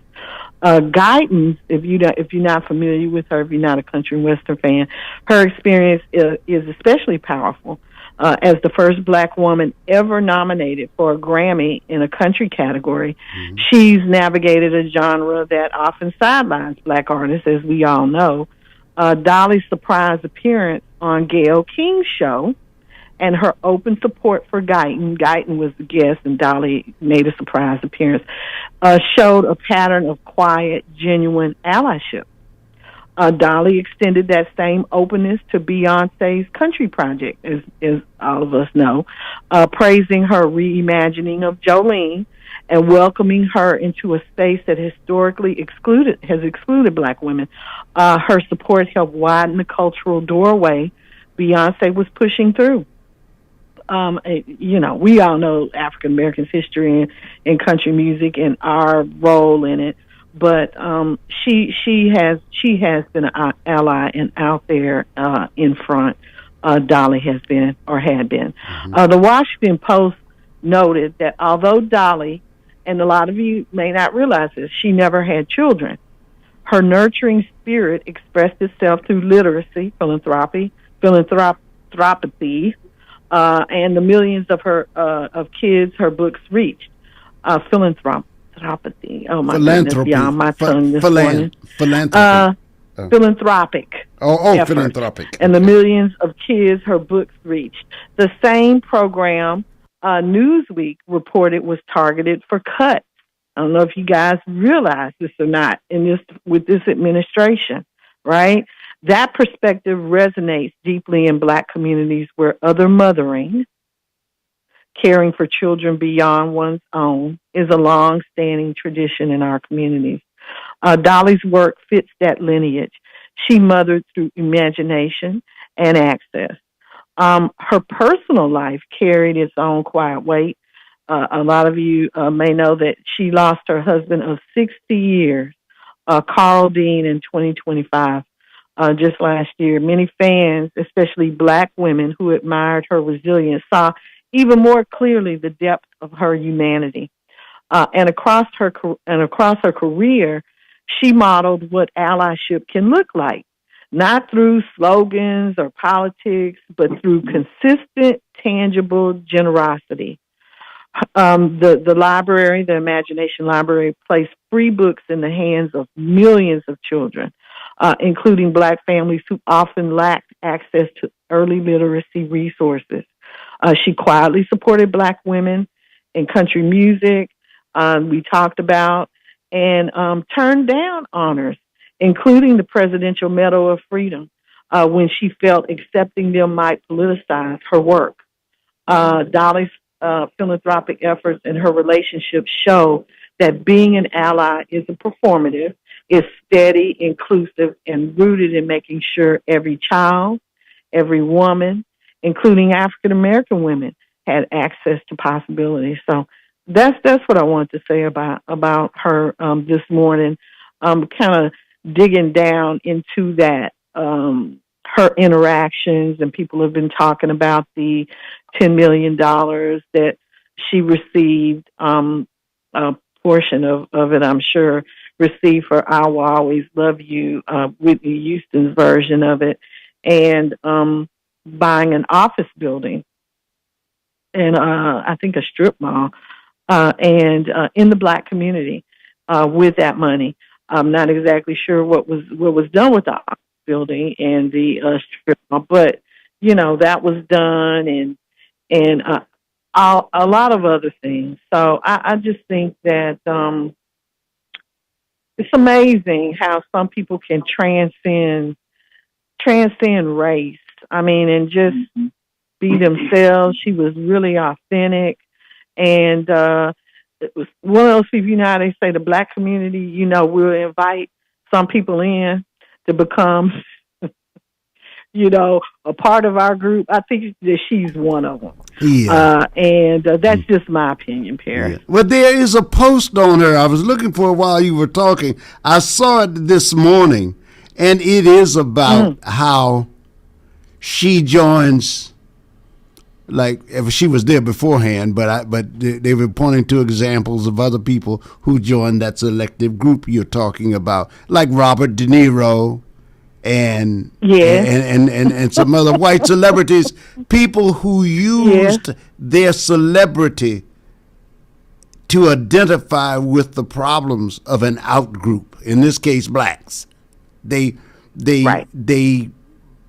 brought their conditions. They put a spotlight on the conditions of a group to which they didn't genetically belong to or racially belong to, but they identified with them, and they identified with their problems, and that was and their challenges, and that was Dolly Parton. And I was looking for that. I was looking for that post while you were talking, but I'll tell you. I'll tell you, when these posts come up, and then I look.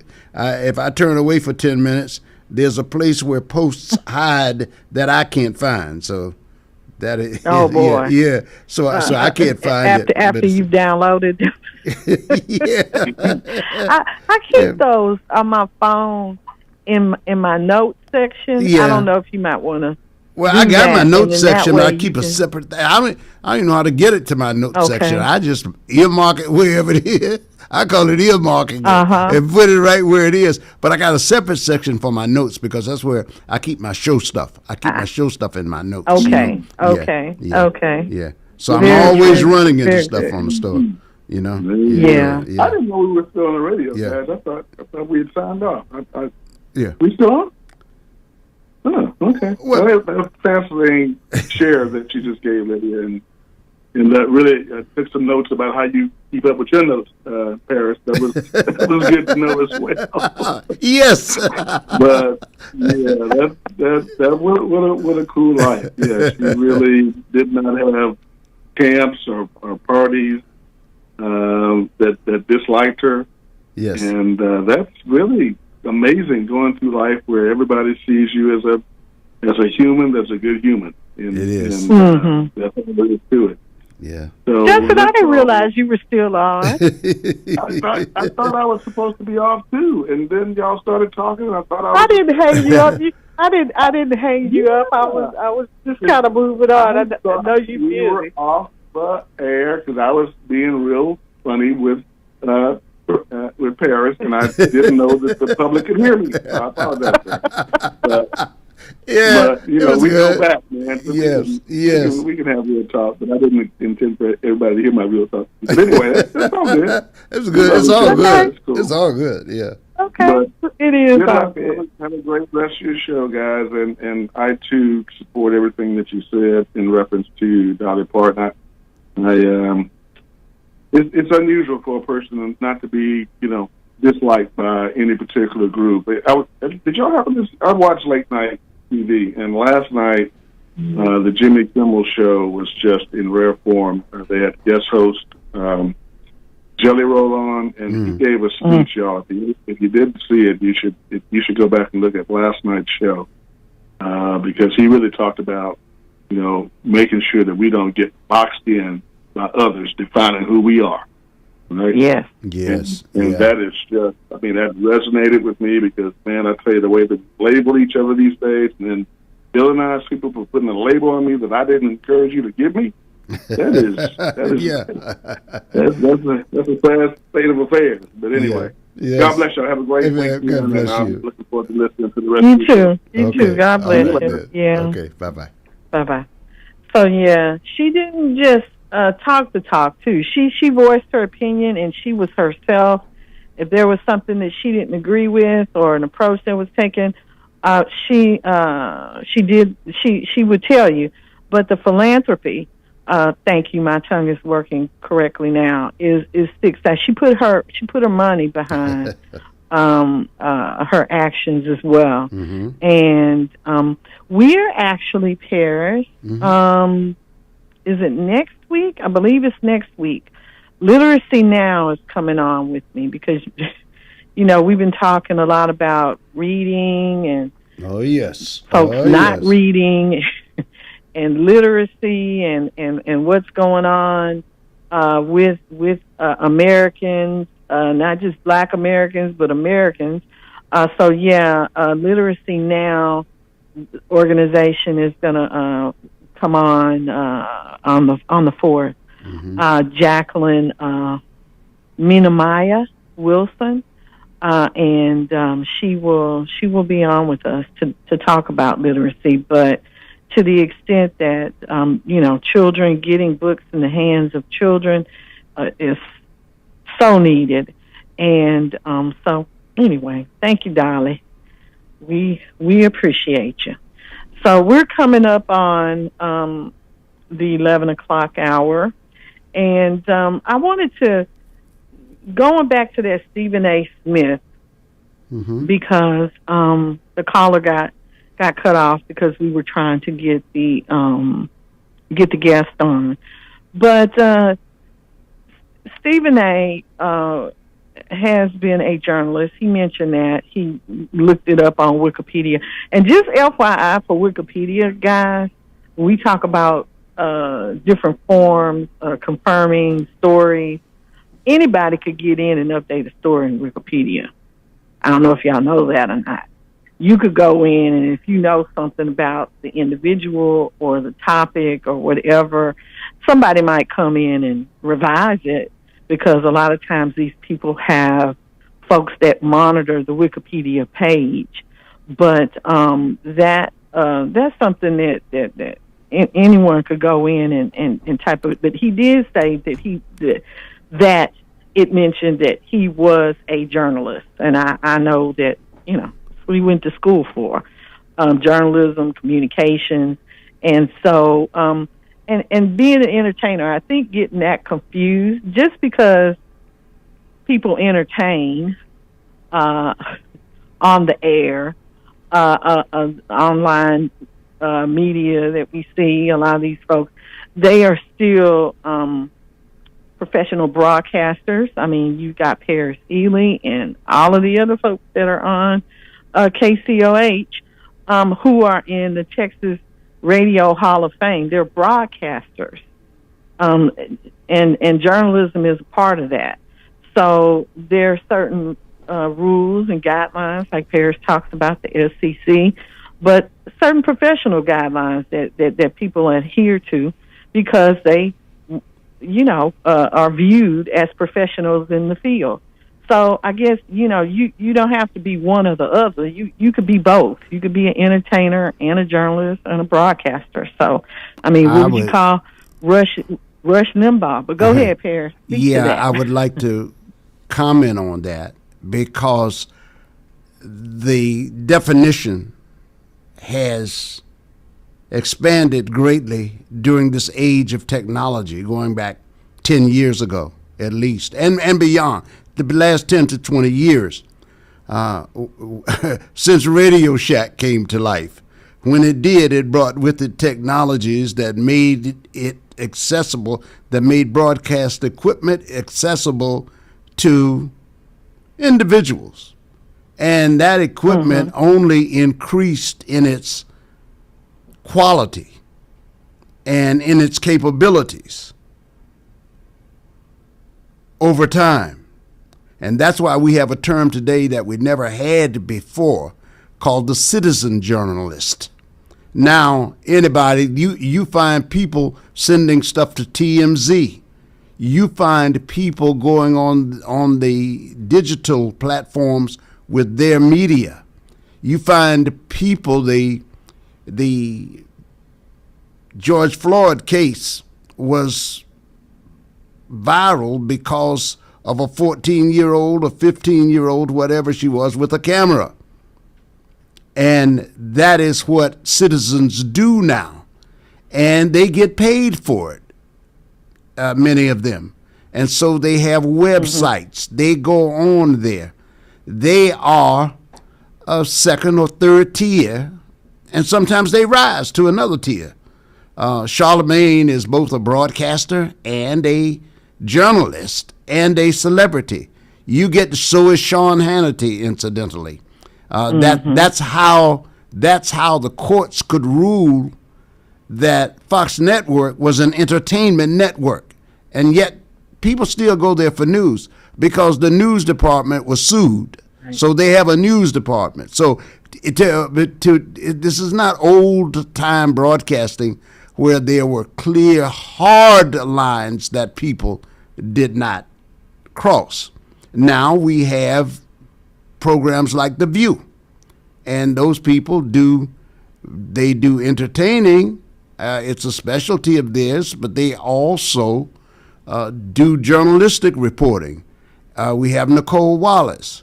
The point being that and even if that were not the case, once you do that, you go public, you become a public figure, and you comment on other people, you yourself are a public figure. Stephen A. Smith is a public figure. And so it's harder, that makes it harder for people like Stephen A. Smith or a politician or Paris Eley, for that matter, when people are commenting on things that I say, to say, oh no, you shouldn't talk about me. You don't lose your rights as a citizen, but that you are placing conversation in the public domain with a reasonable expectation that the public is going to comment on it, particularly if you float the idea that you might be president of the United States someday. So that sort of explains that, I think. Okay. All right, Paris. Well, thank you for that. Really important coming from you. So we're going to take a quick break, and then we're going to come back with our second guest, State Representative Vicki Goodwin. So. And now, a message from the Future Frequency. Young voters, Gen Z and millennials, our world is moving fast, and the issues hitting your pockets and your peace, they're all on the ballot. Rent, safety, jobs, student debt, and yes, home ownership. Whether you're aiming for your first keys or keeping your roof steady, voting is where those issues get decided. So click off the mute button and let your voice be heard. Tap in, lock in, and make a plan to vote. The future is live right now, and you're the frequency. This message is powered by Diversity of Thought and proudly sponsored by 1230 KCOH, The Source. 5, 10, 15, 20, 25, 30. Hi, I'm JJ Walls with Sunnyside Dental, and yes, it's now been over 30 years that we've been providing quality dental care for our patients in the Houston area. It's now come to my attention that many of you that want to come to Sunnyside Dental have Medicare plans that we don't accept. Hold up, that has got to change. Sunnyside Dental is now accepting most Medicare dental plans. WellCare, Liberty, United Healthcare, Cigna, Kelsey Care Advantage, Amerigroup, Aetna, and many more. We're getting on board. Call Sunnyside Dental at 713-738-1999. If you have Medicare and would like to receive the personal touch provided by Sunnyside Dental, call us at 713-738-1999. We look forward to helping you achieve the smile that you can't wait to share with the world. Got Medicare dental benefits? Call Sunnyside Dental 713-738-1999 for all of your air conditioning and heating needs. Call the company Houston and surrounding areas have been trusting for nearly 15 years. Terrell AC and Heating, 832-889-5765. Residential and commercial cooling and heating repairs, maintenance, and installations. Terrell AC and Heating.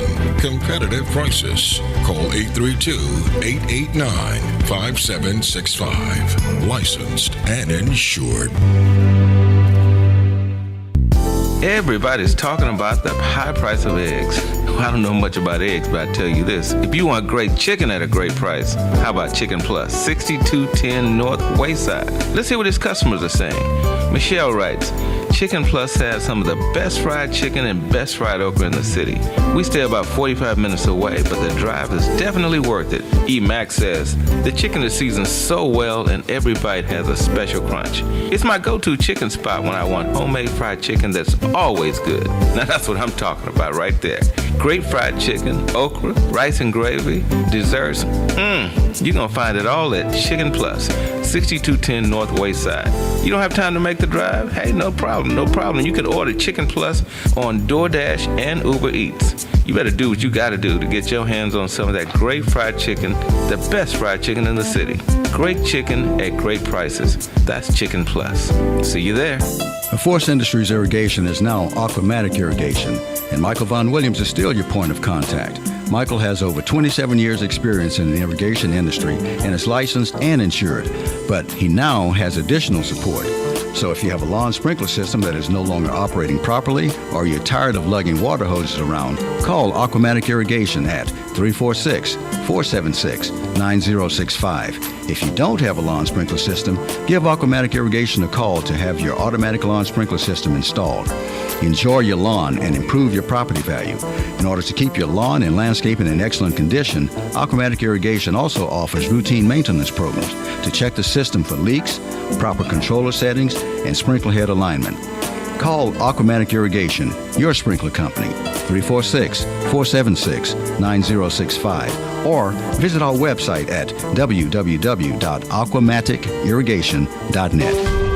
In life's most difficult moments, comfort matters. At Lord Edward Memorial, we believe every life is a blessing worth honoring with dignity and care. With a combined 60 years of experience, our compassionate staff walks beside your family with faith, respect, and understanding. Lord Edward Memorial, serving families with grace, compassion, and heartfelt care. Visit us at 6677 Rookin Street, Houston, 77074, or give us a phone call at 346-446-6675. Saturdays, we're taking you back with Carrie Lewis on Inside Tracks. Soulful, funky, rhythm and blues, disco, doo-wop, rock and roll, new jack swing, and everything in between. Inside Tracks has all the classics for you and even those forgotten gems too. So join Carrie Lewis on Inside Tracks every Saturday afternoon beginning at 2 p.m. only on KCOH 1230 The Source. Everybody's talking about the high price of eggs. Well, I don't know much about eggs, but I tell you this. If you want great chicken at a great price, how about Chicken Plus, 6210 North Wayside? Let's hear what his customers are saying. Michelle writes, Chicken Plus has some of the best fried chicken and best fried okra in the city. We stay about 45 minutes away, but the drive is definitely worth it. E. Max says, the chicken is seasoned so well and every bite has a special crunch. It's my go-to chicken spot when I want homemade fried chicken that's always good. Now that's what I'm talking about right there. Great fried chicken, okra, rice and gravy, desserts. You're going to find it all at Chicken Plus, 6210 North Wayside. You don't have time to make the drive? Hey, no problem, no problem. You can order Chicken Plus on DoorDash and Uber Eats. You better do what you got to do to get your hands on some of that great fried chicken, the best fried chicken in the city. Great chicken at great prices. That's Chicken Plus. See you there. Yeah, see you there. See you there. Be sure you go over and get that chicken. Make sure you make that move. Listen, another thing I'd like to tell you about, bring a student to audition day. Yeah, listen, calling all singers and musicians, but in addition, calling all grandmas and grandpas too. You got those kids you're proud of, and they've shown an interest in music and moving on up. And we know how you are proud of them when they're in the, I can't call them little tykes anymore because this is for the youth, but it's calling the singers and musicians to join the Conrad O. Johnson Regional Youth Orchestra. Audition day is going to happen Sunday, September 13th. All styles and genres are welcome. That's Sunday, September 13th. 2 to 5 p.m., the ballroom at Tanglewood, 5430 Westheimer Court. That's in Houston, Texas, 77056. That's 77056. You should make it a point to come and bring the student a musician, maybe a relative of yours, but you bring them out for this audition. We'll be telling you more about it. Keep on trying till I reach my highest ground. And now, a message from the Future Frequency. Young voters, Gen Z, and millennials. If you're ready to make your voice count, here's how you make it happen. First, register to vote. It only takes a few minutes. Just look up your local election office and follow the steps for your area. Next, verify your information. Confirm your name, your address, and your polling location so nothing slows you down. And don't wait for election day. Vote early. Pick your day, pick your time, and skip the lines. Make your plan to vote early and vote to be heard. The future is live right now, and you're the frequency. Then we gon' be alright. This message is powered by Diversity of Thought and proudly sponsored by 1230 KCOH, The Source. Welcome back, everyone. It's Diversity of Thought with Lydia Flanagan. We're bringing in our second guest this morning, State Representative Vicki Goodwin. And she is ready to break the stranglehold of Republican extremism in Texas. She is running to fund public schools, make health care affordable, lower costs, and protect the future of water by regulating data centers. She was raised in Dallas and graduated from the University of Texas with a master's degree from the LBJ School of Public Affairs. After college, she stayed in Austin to raise her 3 children and build a local real estate business. Representative Goodwin beat an incumbent Republican in 2018 and has held her state house seat for the past 8 years. During that time, she has fought for public education, expanded health care access, and filed multiple bills to raise the minimum wage. She has authored laws that protect children and survivors, broken quorum twice to defend voting rights, and has been crisscrossing the state to listen to voters. Wow. Good morning. Good morning, Lydia. Goodwin. Yeah, you told my whole story there. Well, we're gonna break that. We're gonna break that down, and just so you know, you are a part of our down ballot interviews, and we have been talking to our down ballot candidates over the past month or so. Gina Hinojosa, Nathan Johnson, and now you. So we are so happy to have you here with us this morning. Well, thank you. For listeners, just to break this down, because this is important, we do this for all of our down ballot folks that come on. The lieutenant governor sets the agenda in the Texas Senate and shapes the state budget. Their decisions influence school funding, healthcare access, and criminal justice policies that directly affect all of us, but affect African American and Hispanic families more specifically. So is there anything else to that? That's a brief synopsis of what the lieutenant governor does that I put together. Is there anything in addition to that we need to add before we get into our questions? Yeah, well, I just want to say that the lieutenant governor is the most powerful position in the state. I think certainly the governor is very powerful too, but the governor doesn't have the ability to get laws passed to him or her, hopefully her after the election. But the lieutenant governor is the one that can actually get things passed into law, so creating policy and all that good stuff. Okay. Very powerful. All right. Well, cool. So let's start right at the top of the powers, the Senate agenda. The lieutenant governor controls the Senate agenda. What are the top 3 issues do you believe are being ignored right now that you would elevate on day one? So number one, I would say affordability. Right now, Texans are feeling a financial pinch.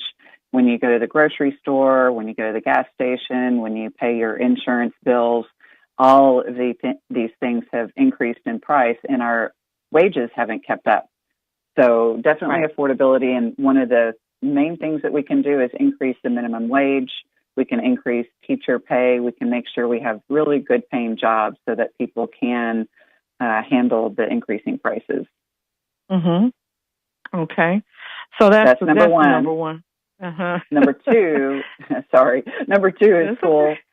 Supporting our public schools. You know, our current lieutenant governor passed the voucher scheme, and it's taking $1 billion, and that will only increase over time if we have the same leadership. Both governor and lieutenant governor are very focused on privatizing our public schools, and at the same time, our public schools funding has not kept up with inflation. You know, my first term in the legislature, 12 of us Democrats flipped seats, and we all talked about increasing funding to public schools. And guess what? In 2019, we did increase funding, but then we had a lot of inflation, and you know, we've had a decrease in enrollment, and so that's really hurt our public schools. All of the districts are running deficit budgets, so we've got to do better. We'll get into the specifics. Go ahead. Yeah. What's the third one? Sorry, number three is healthcare.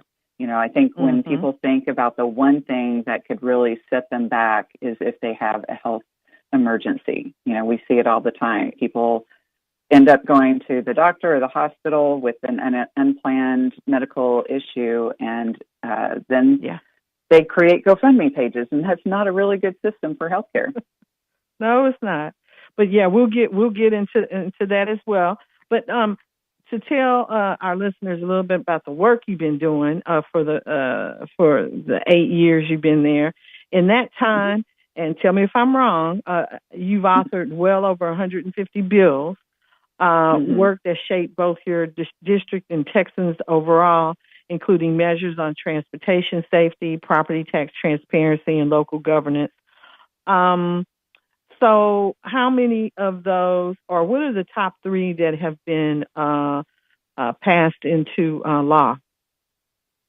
Oh, gosh, it's hard to pick the top three, but I will tell you, since election time is coming up, one thing that really comes to mind for me is the fact that now women who are about to give birth or recently gave birth can vote by mail.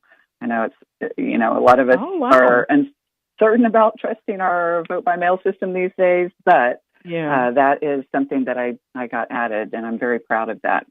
I always thought about what was the hardest time for me to go vote, and it was after I had my children, and so I thought this could be helpful for other people too. So that's one. Yeah.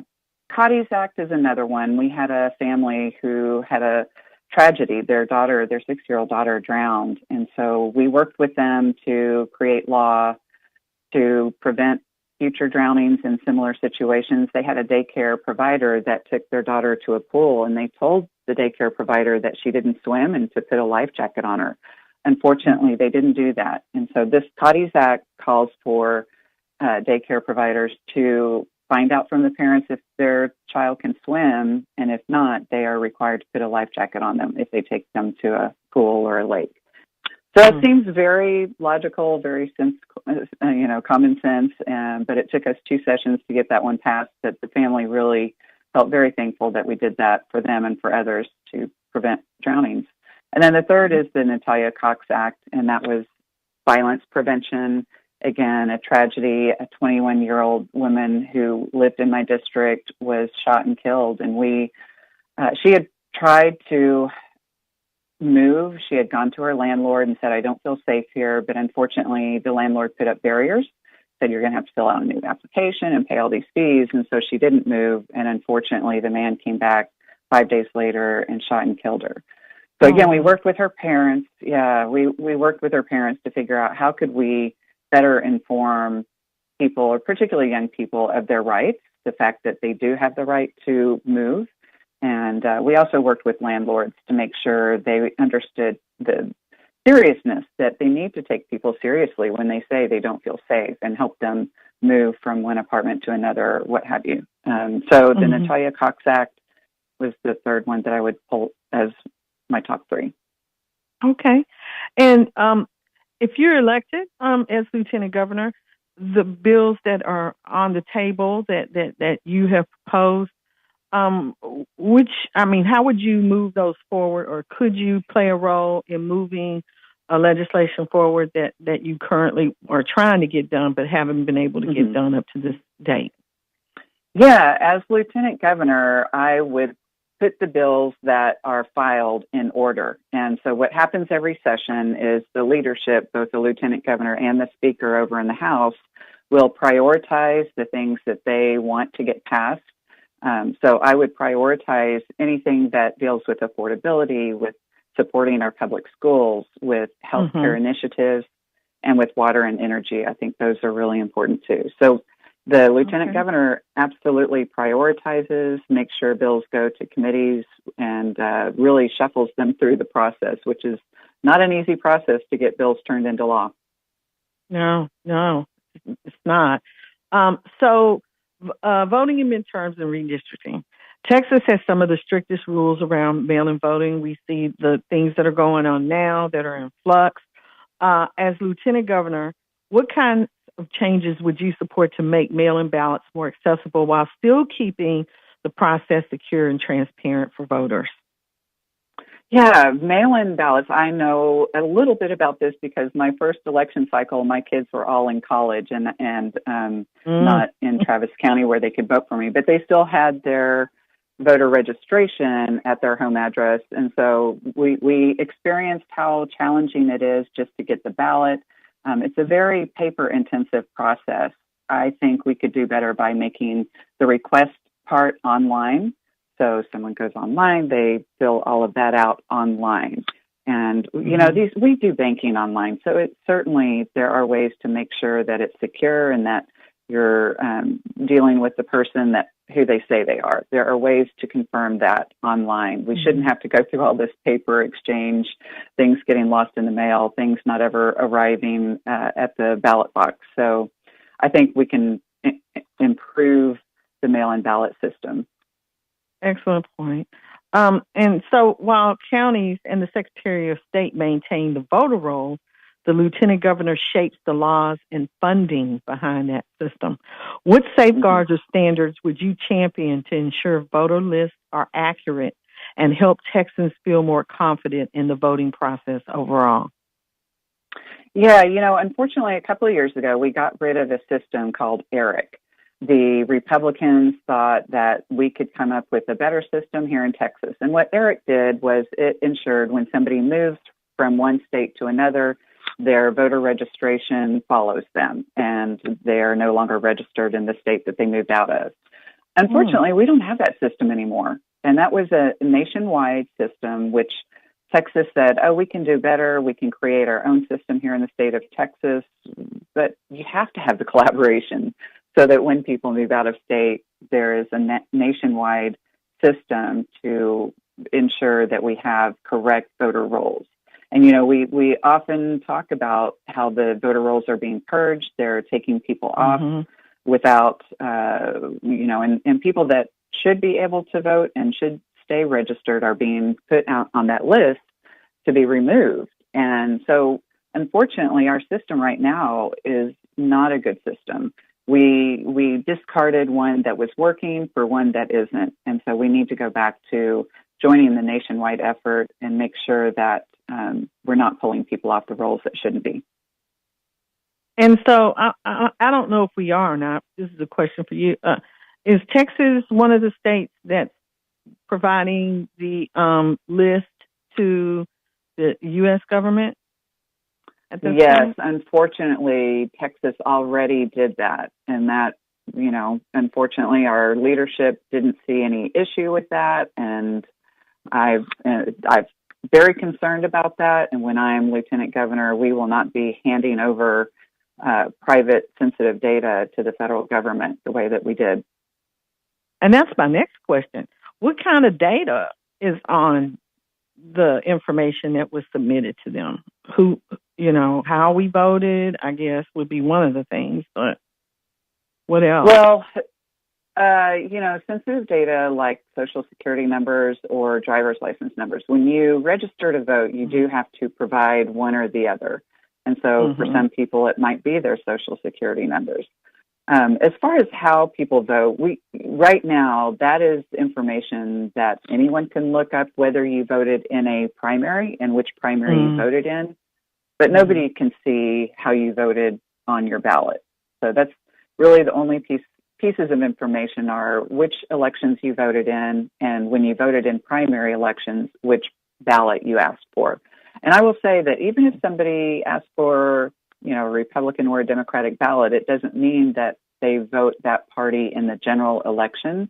Sometimes in rural areas, you just don't have a lot of choice. And if you want to weigh in on the sheriff or the district attorney or judges, et cetera, you may feel like, you need to vote in a certain primary because that's where the candidates are.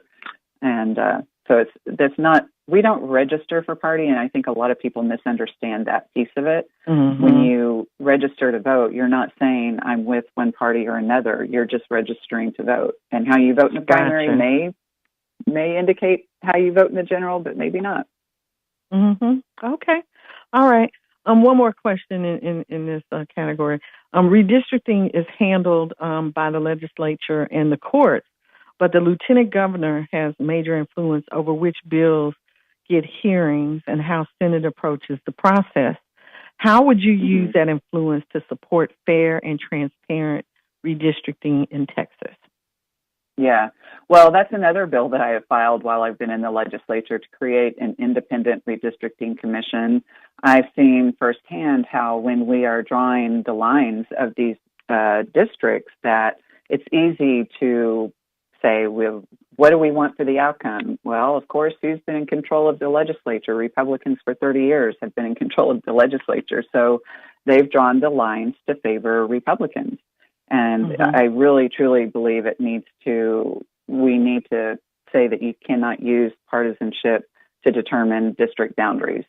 So in my mind, we need federal legislation because we need to have a level playing field across all the states.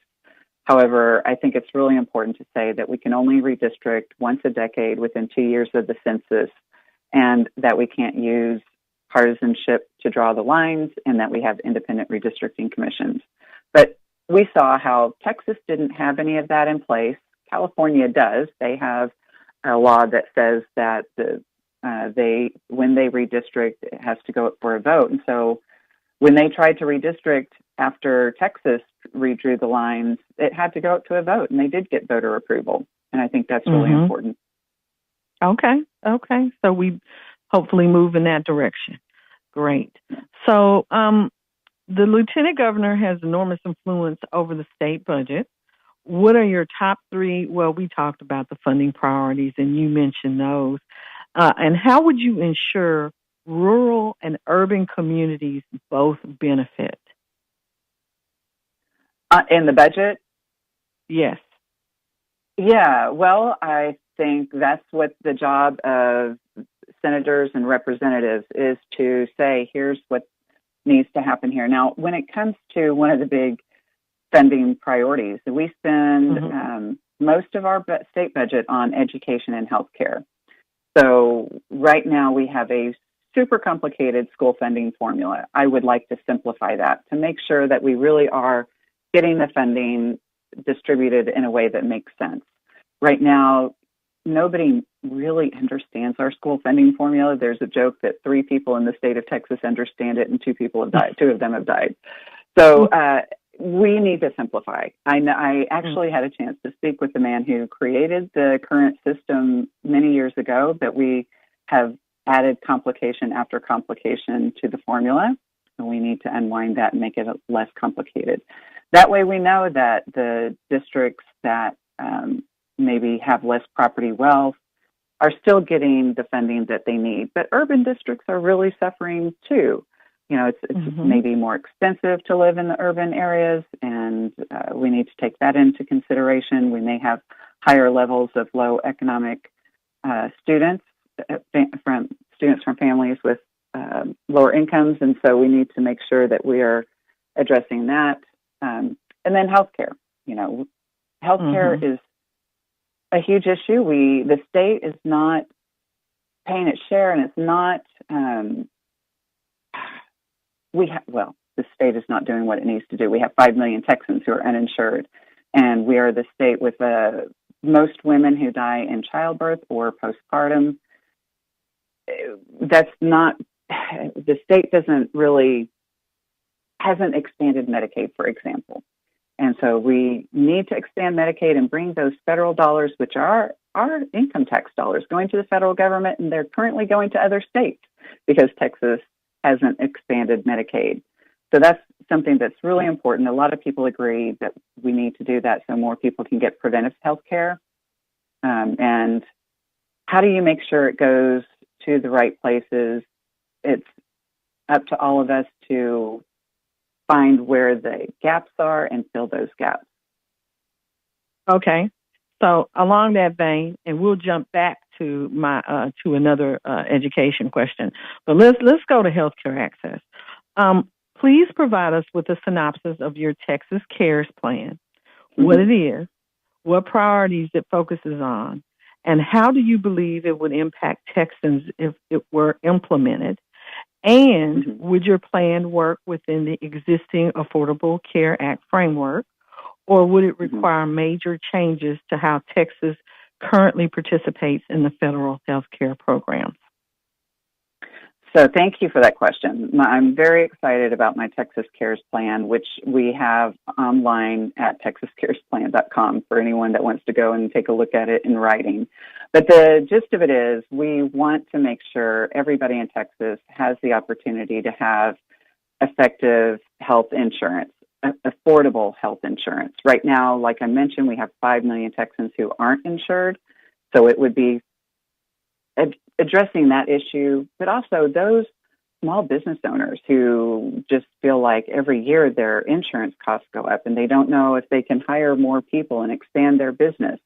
So it might be for those folks as well.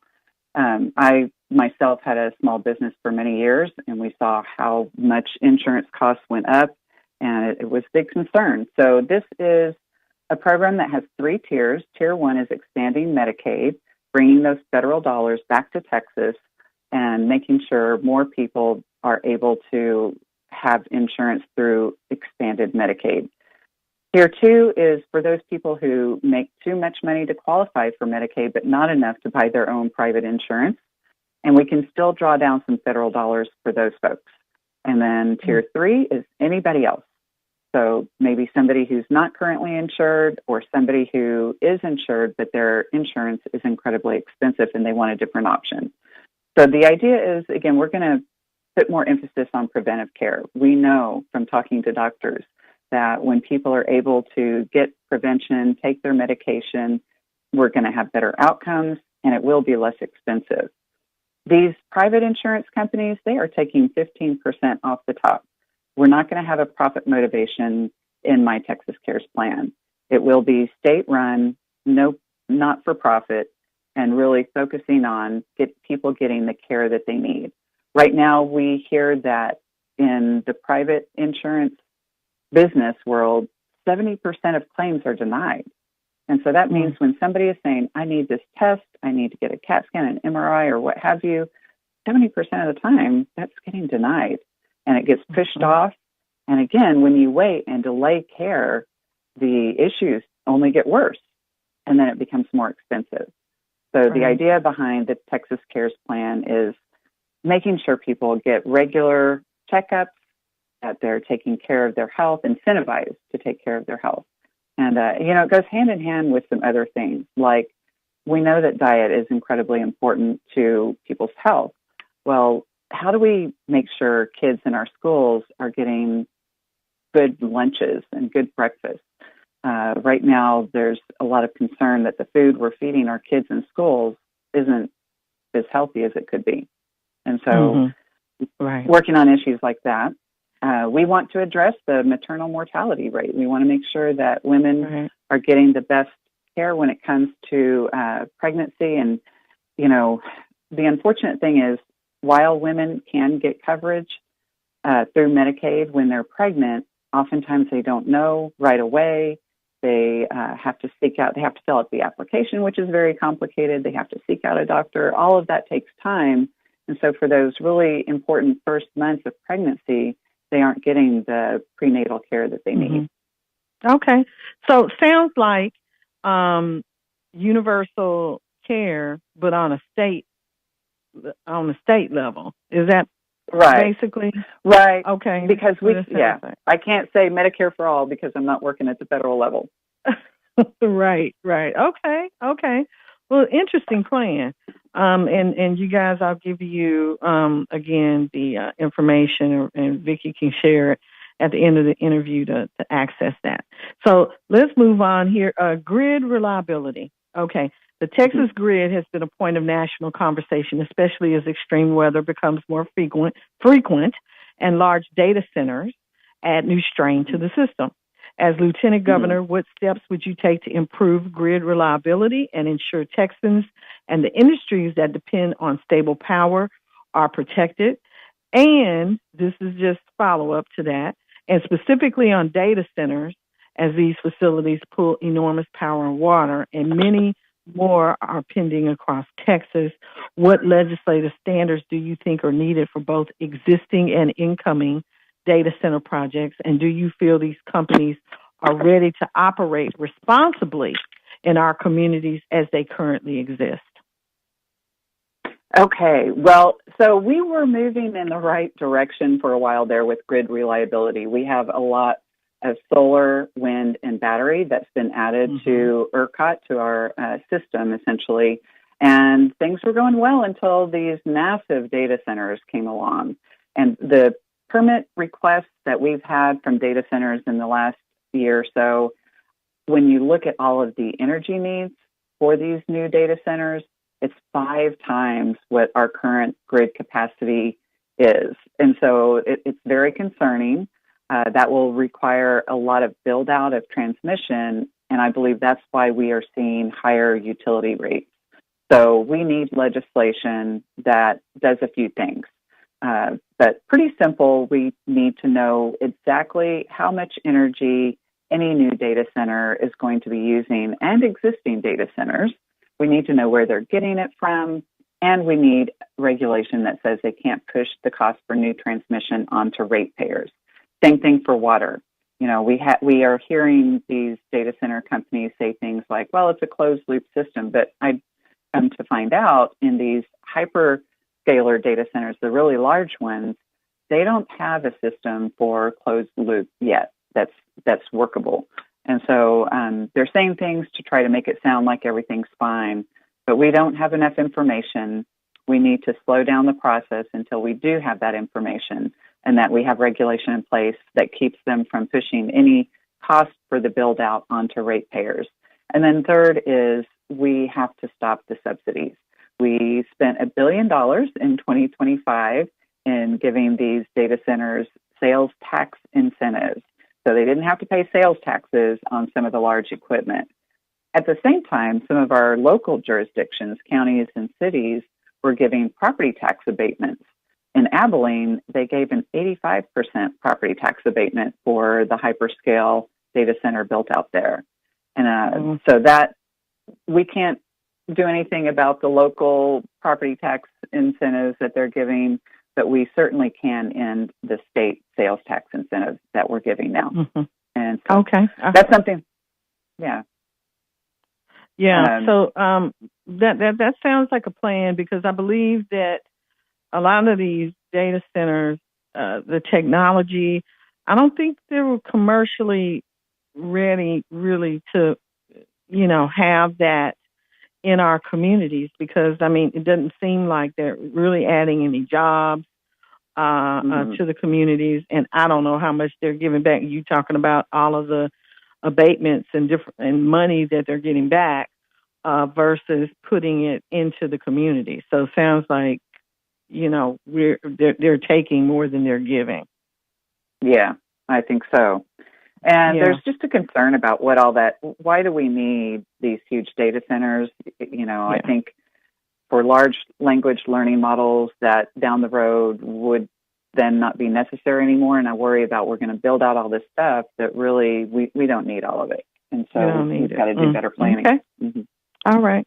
Property taxes remain one of the biggest concerns for families, small businesses, and large employers across Texas. And rising insurance costs are adding even more pressure.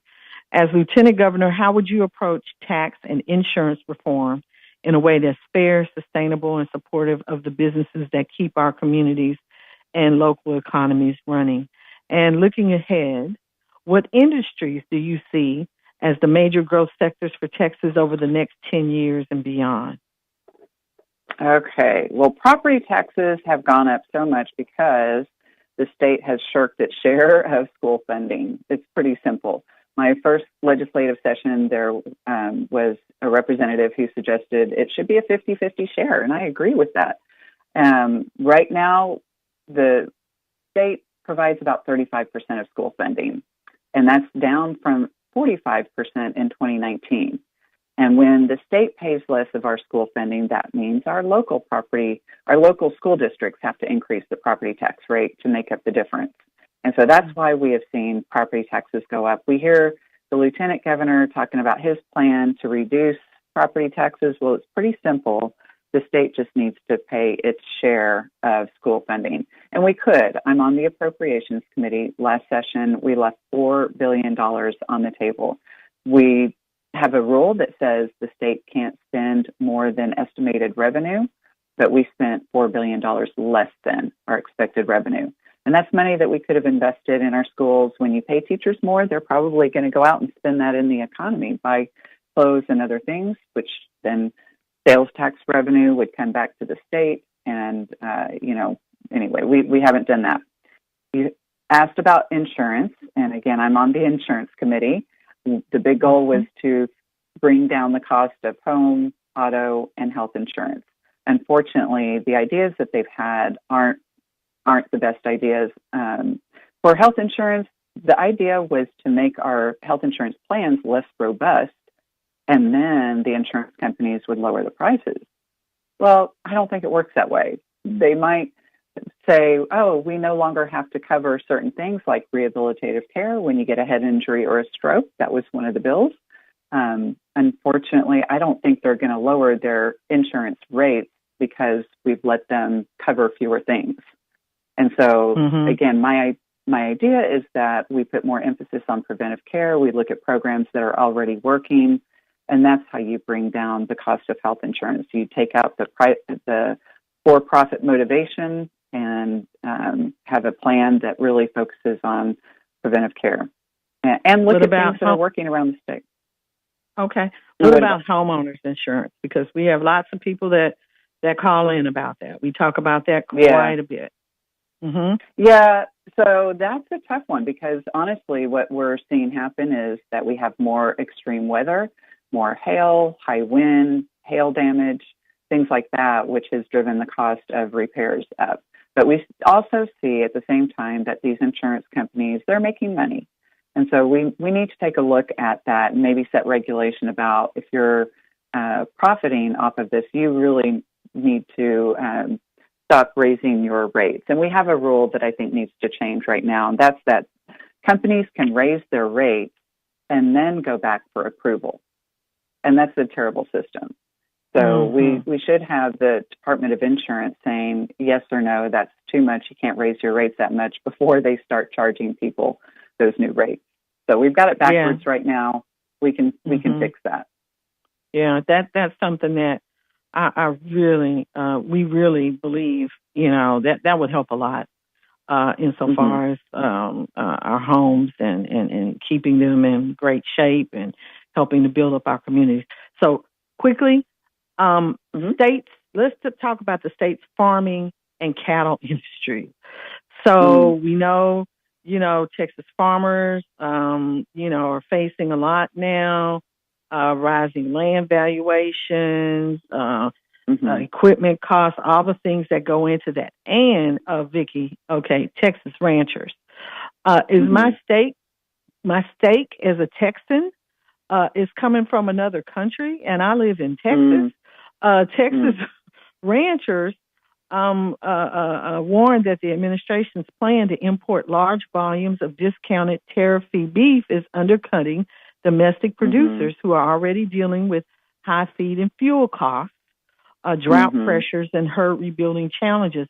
As Lieutenant Governor, how would you protect Texas cattle producers and keep the state's beef industry competitive in this environment? And ranchers say that current labeling rules allow repackaged foreign beef to be sold as product of USA, putting Texas producers at an even greater disadvantage. What role should the legislature play in pushing for cleaner, more accurate labeling standards that protect ranchers and give consumers honest information about where their beef comes from? So I know very that's a true. mouthful, but yeah. Well, it's funny you asked that question. I just met with a rancher the other day in Johnson County. This particular rancher, well, it wasn't him who reached out to me initially. It was the investigator who investigated his cattle die-off. So he lost his entire herd actually over the last few years, and it turns out it was because of biosolids, which have forever chemicals in them, and that was washing down onto his property from a neighboring property. And so they brought legislation to the Capitol. Unfortunately, it didn't pass. And they asked me, what would I do? And I said, I will help you get that legislation passed. But also they talked about the truth in labeling. Right now, exactly what you said, beef coming in from other countries can be repackaged. They can add some ingredients that come from Texas, and now they call it Texas beef. And so we've got to have truth in labeling. So we right now he says nothing that you read on packaging can you trust when it comes to that. He was almost in tears because it's become such a difficult industry. And what I think we need to do is we need to sit down with our ranchers and find out what do they need. He mentioned the higher fuel and tractor costs. And, the Trump tariffs haven't helped that. So how can we help them at the state level? There's policy that we can pass at the state level to help our ranchers here, and we need to do that. I mean, our food is so important, our food system. And so if we aren't making sure that we can grow our own food here, that's really concerning. Yeah. So Texas is now a majority minority state, and African Americans represent the largest voting bloc in several major communities. How would you ensure state policy reflects the needs of all Texans, not just the loudest political voices, when you're setting the Senate agenda and shaping statewide priorities? Yeah, Lieutenant Governor Dan Patrick got rid of the DEI offices on our college campuses and in schools, the diversity, equity, and inclusion, which were places where people could go and get the supports that they need to be successful in college. We need to bring that back. The Lieutenant Governor was instrumental in getting rid of the HUB program, the historically underutilized businesses program. We need to bring that back. We need to sit down with all of our communities and make sure that we're doing what we can to support businesses that are historically underutilized. Women-owned businesses, but Black-owned business, Latino-owned businesses. We need to make sure that we're all working together. When we're all doing well, we all do well. That's an expression someone has been using recently. We need new leadership, to be just blunt, because our current leadership doesn't care about anybody except for the large dollar donors. And so we need to make sure that we have a level playing field, that we're talking to all of our communities and hearing what their needs are and then addressing those needs. It's really not that complicated. But when you don't listen to certain communities because they aren't donating to you, you're not going to have policy that helps them. And that's what we have right now. So how exactly would that work briefly to get the HUB program reinstated if you're elected? How would that work? You put it on the agenda. What would happen? Well, in my mind, we don't even have to go that far. It doesn't have to be legislative because it was the comptroller's office that made that rule change. And what we have seen in recent years is that our state agencies are doing things that they shouldn't be, because that should require legislation to remove the HUB program, but it didn't. It was simply a rule change at a state agency. And we've seen that with THC, same thing. The lieutenant governor prioritized banning all THC. He got the bill passed through the House and the Senate, but when the governor got it on his desk, he vetoed it because he understood it was not a popular thing. And so then they came back to the Department of State Health Services, which changed the rule. And that it's like state agencies don't have the authority to change the law. But that's what we're seeing So right now. how did it happen? How did it happen, Vicki, if they don't have the authority to do that? And how could you reverse that as lieutenant governor?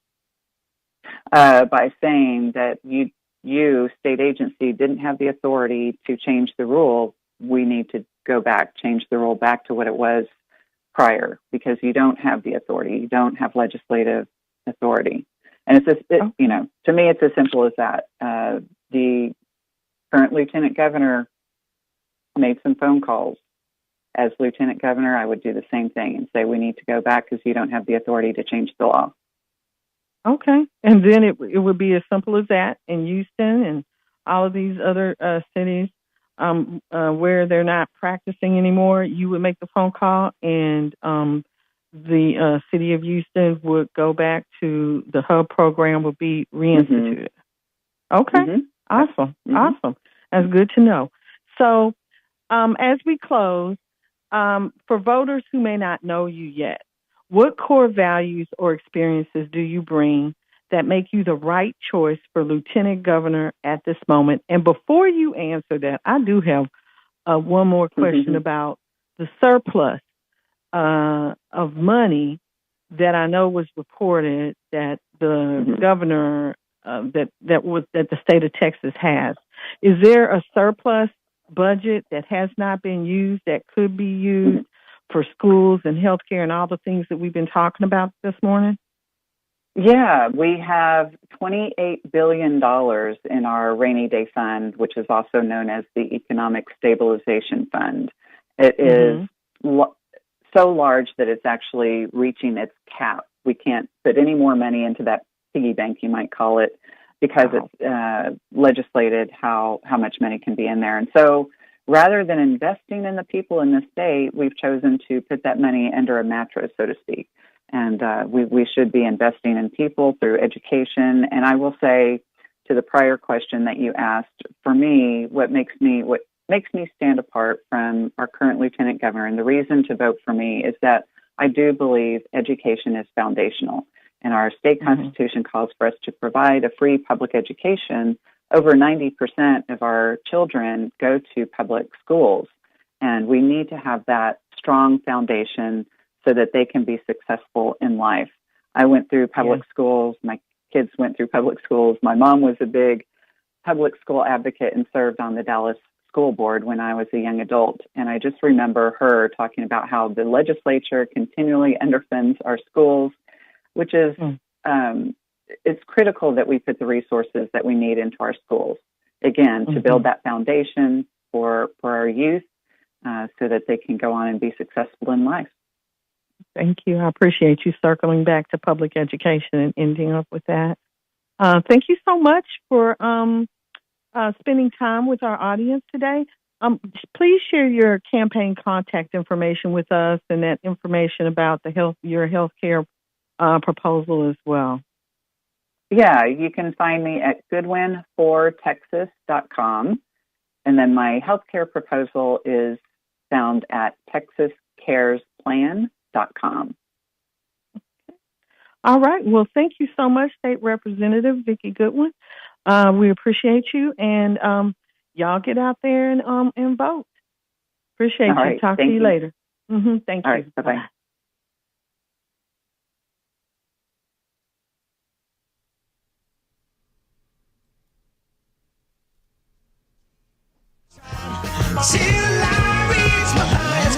And now, a message from the future frequency. Young voters, Gen Z, and millennials, if you're ready to make your voice count, here's how you make it happen. First, register to vote. It only takes a few minutes. Just look up your local election office and follow the steps for your area. Next, verify your information. Confirm your name, your address, and your polling location so nothing slows you down. And don't wait for election day. Vote early. Pick your day, pick your time, and skip the lines. Make your plan to vote early and vote to be heard. The future is live right now, and you're the frequency. Then we gon' be alright. This message is powered by Diversity of Thought and proudly sponsored by 1230 KCOH, The Source. 5 Hi, I'm JJ Walls with Sunnyside Dental, and yes, it's now been over 30 years that we've been providing quality dental care for our patients in the Houston area. It's now come to my attention that many of you that want to come to Sunnyside Dental have Medicare plans that we don't accept. Hold up, that has got to change. Sunnyside Dental is now accepting most Medicare dental plans. WellCare, Liberty, United Healthcare, Cigna, Kelsey Care Advantage, Amerigroup, Aetna, and many more. We're getting on board. Call Sunnyside Dental at 713-738-1999. If you have Medicare and would like to receive the personal touch provided by Sunnyside Dental, call us at 713-738-1999. We look forward to helping you achieve the smile that you can't wait to share with the world. Got Medicare dental benefits? Call Sunnyside Dental 713-738-1999. We are the source. We're headed towards the afternoon. We are headed towards the afternoon this morning as Lydia wraps up. We are looking forward to Michael Lawrence Harris. Michael Lawrence Harris will be here shortly. We thank you for being with us. This is another announcement that I have for you here that we gave to you earlier this morning, and we want to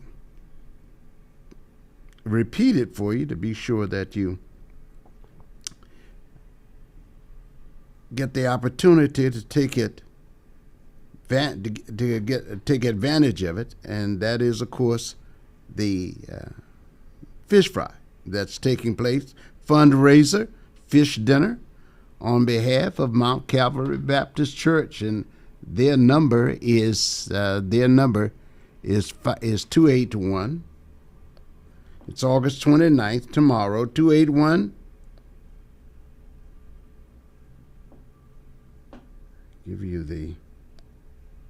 I'm stalling here because I got to read the writing. Here now.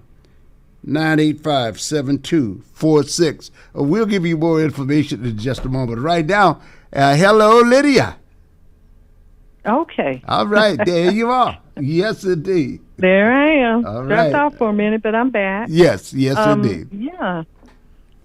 Hope you guys learned a lot during that our down ballot interview series, and Great that series. was Great series. good Series.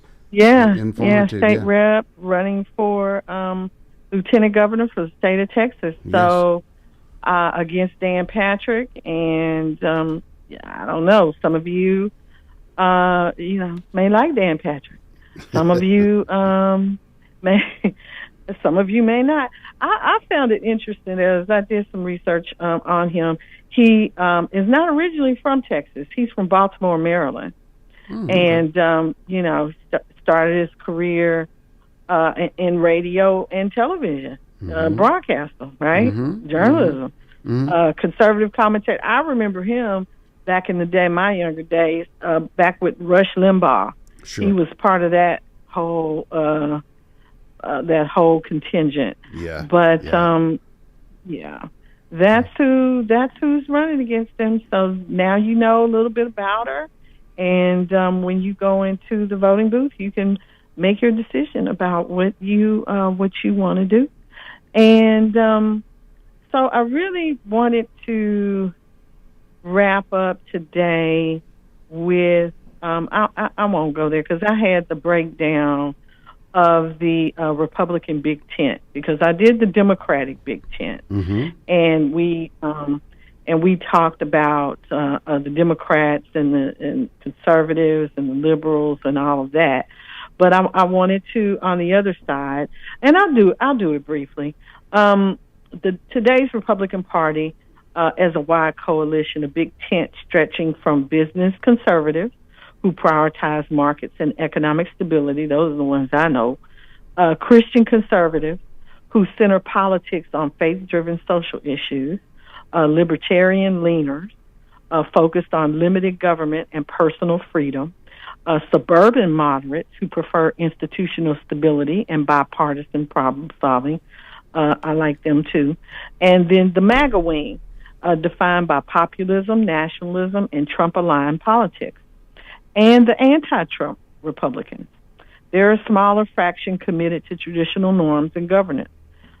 These groups share the same party space, but bring very different priorities, styles, and political instincts. But outside that tent, yet often orbiting its far right edge, they're not a part of the Republican Party, but again, on the far right edge are the extremist groups identified by federal investigations and civil rights organizations. A lot of times they're responsible for, violence and some of the other human rights violations and some of the other things that we see. And the Proud Boys, you've seen them. They play a central role in the January 6th attack, as we know. Alongside them were the Oath Keepers, an anti-government militia whose members also planned and executed organized actions on that day. But beyond January 6th, analysts point to other violent far-right extremist groups. So, and only reason I'm calling these out, naming them, is just so that we can have that information. It could be somewhere in the back of your head, but you just need to know who they are. The Base, they're a neo-Nazi network tied to terror plots. Adam Waffen Division, they're responsible for a lot of explicit calls for race-based violence. The Boogaloo Movement, I've heard of them before. Anti-government extremists advocating civil conflict, and white supremacist networks responsible for the majority of U.S. domestic terror attacks in recent years. These groups are not Republican organizations, but historically extremist actors have tried to attach themselves to whichever political structures offer proximity to power. And because of their racist views, most of them, try to attach themselves to the Republican Party. Their presence at the edges of American politics is a reminder that the big tent of a major party and the fringe ecosystem outside it are two very different things, and confusing them obscures the real dynamics at play. So that's just an overview, and I'll talk more about this a bit next week, but just wanted to give an overview of the Republican tent. And I have reached out to a couple of down ballot Republicans. They have not accepted the invitation to date, but we'll see. So being bipartisan in my approach, and just wanted to let you know that. Here. Very good. So yes. Yeah. Thanks a lot. Yes. Thanks a lot. As we close out today's conversation, the through line is clear. Leadership shows up in many forms, in community work and policy, and the everyday decisions that shape how Texans live and move through the state. From Judson Robinson's perspective on national conversations filtering down to Houston and to Black Houston, to Representative Vicki Goodwin's focus on the policy pressures she discussed facing families and businesses. Each voice today reminded us that progress isn't abstract. It's built through stewardship, and we learned that with Tanisha Hudspeth, too. Stewardship, accountability, and the courage to name what needs to change. And so just wanted to thank everybody for spending this time.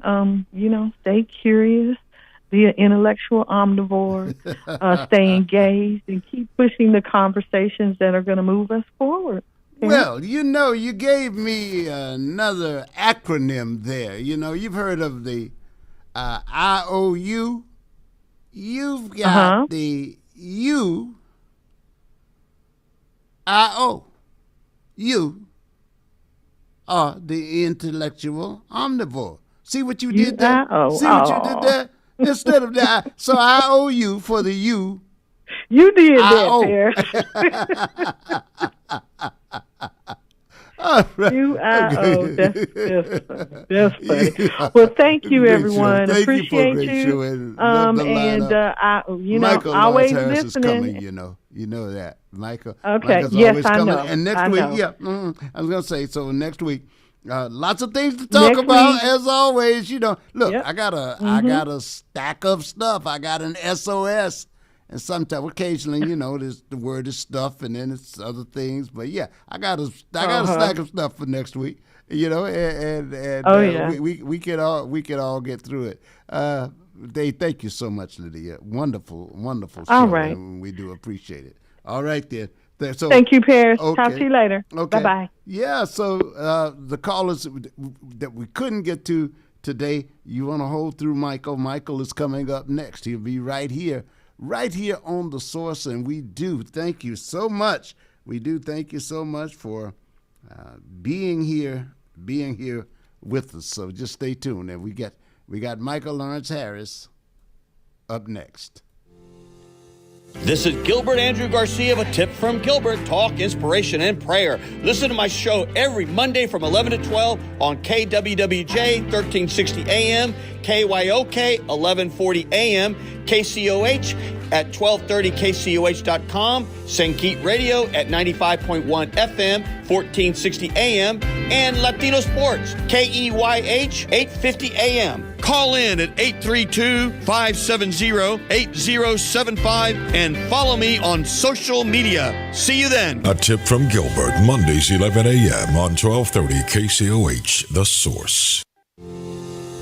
This is Gilbert Andrew Garcia of A Tip from Gilbert, talk, inspiration, and prayer. Listen to my show every Monday from 11 to 12 on KWWJ 1360 AM, KYOK 1140 AM, KCOH at 1230 KCOH.com, Sankeet Radio at 95.1 FM, 1460 AM, and Latino Sports, KEYH 850 AM. Call in at 832-570-8075 and follow me on social media. See you then. A Tip from Gilbert, Mondays 11 a.m. on 1230 KCOH, The Source. Are you looking for a pharmacy where you're more than just the next person in line, where the pharmacists are friendly, willing to talk to you about your prescriptions and over-the-counter medications, where they make deliveries to customers in the general area? Then you need my pharmacy of choice, Mercury Drive Pharmacy, 918 Mercury Drive, right off of I-10 East near the 610 Loop. James Muldrow and his staff are there to serve you. I've been a customer for over 37 years. The insurance companies have tried to steer me to the corporate pharmacies, but I prefer Mercury Drive. It's a staple in East Houston, serving Fidelity, Jacinto City, Pleasantville, Fifth Ward, North Shore, Wood Forest, Galena Park, Channel View, offering free delivery to those areas and others. Most insurances are accepted. Mercury Drive Pharmacy is open Monday through Saturday for your convenience. Phone 713-674-6122, 713-674-6122. Mr. Muldrow and his staff are happy to serve you. Mercury Drive Pharmacy, 918 Mercury Drive, south of I-10 East. Forest Industries Irrigation is now Aquamatic Irrigation, and Michael Von Williams is still your point of contact. Michael has over 27 years experience in the irrigation industry and is licensed and insured, but he now has additional support. So if you have a lawn sprinkler system that is no longer operating properly, or you're tired of lugging water hoses around, call Aquamatic Irrigation at 346-476-9065. If you don't have a lawn sprinkler system, give Aquamatic Irrigation a call to have your automatic lawn sprinkler system installed. Enjoy your lawn and improve your property value. In order to keep your lawn and landscaping in excellent condition, Aquamatic Irrigation also offers routine maintenance programs to check the system for leaks, proper controller settings, and sprinkler head alignment. Call Aquamatic Irrigation, your sprinkler company, 346-476-9065, or visit our website at www.aquamaticirrigation.net. That's right, that's right. All right, we are The Source. Good morning and thank you. Good afternoon. Good afternoon. Thank you for being here. Michael Lawrence Harris is on tab, and we got a conversation coming up with Michael. I'll jumpstart it, if you will. I'll get it started for you. I do want to point out the number of people who are just posting wonderful things about Dolly Parton coming from all walks of life. And I had seen one that particularly impressive. There are a lot of them. There are a lot of them. I gotta say, and you may have your own. So I know some of you. I would like to mention Benny. I'm going to mention Benny Lattimore in all of this as well, because he brought joy to many people, which does not diminish. It's not to diminish his importance by saying that so many people have poured in tributes to Dolly from all over the country. But the truth of the matter is that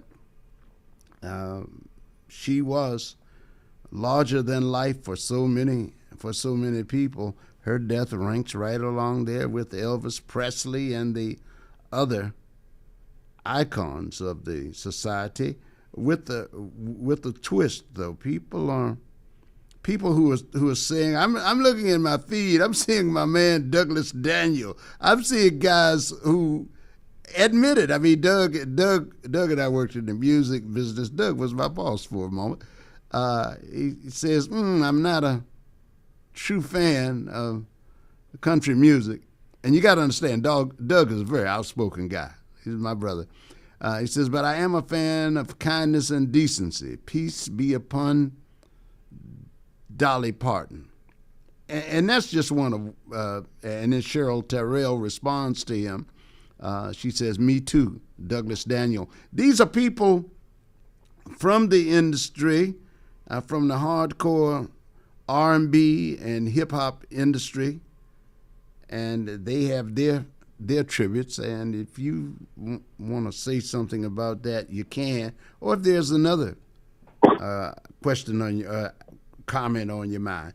Good morning to you. Good afternoon to you. I got the birthday guy here, or do I have Bo? What's up? Hey, caller. Hello, caller. You got me? I got you. I got you. All right. I got Scurry. What's going on, that's bro? Me. That's me. I am he. Well, then come set us free. Yes, sir. Yeah, I don't know about that, but I'll work on it. Yes, sir. Yes, sir. That was an excellent interview with the representative from Texas, the candidate for Lieutenant Governor, Miss Gilmore, is it?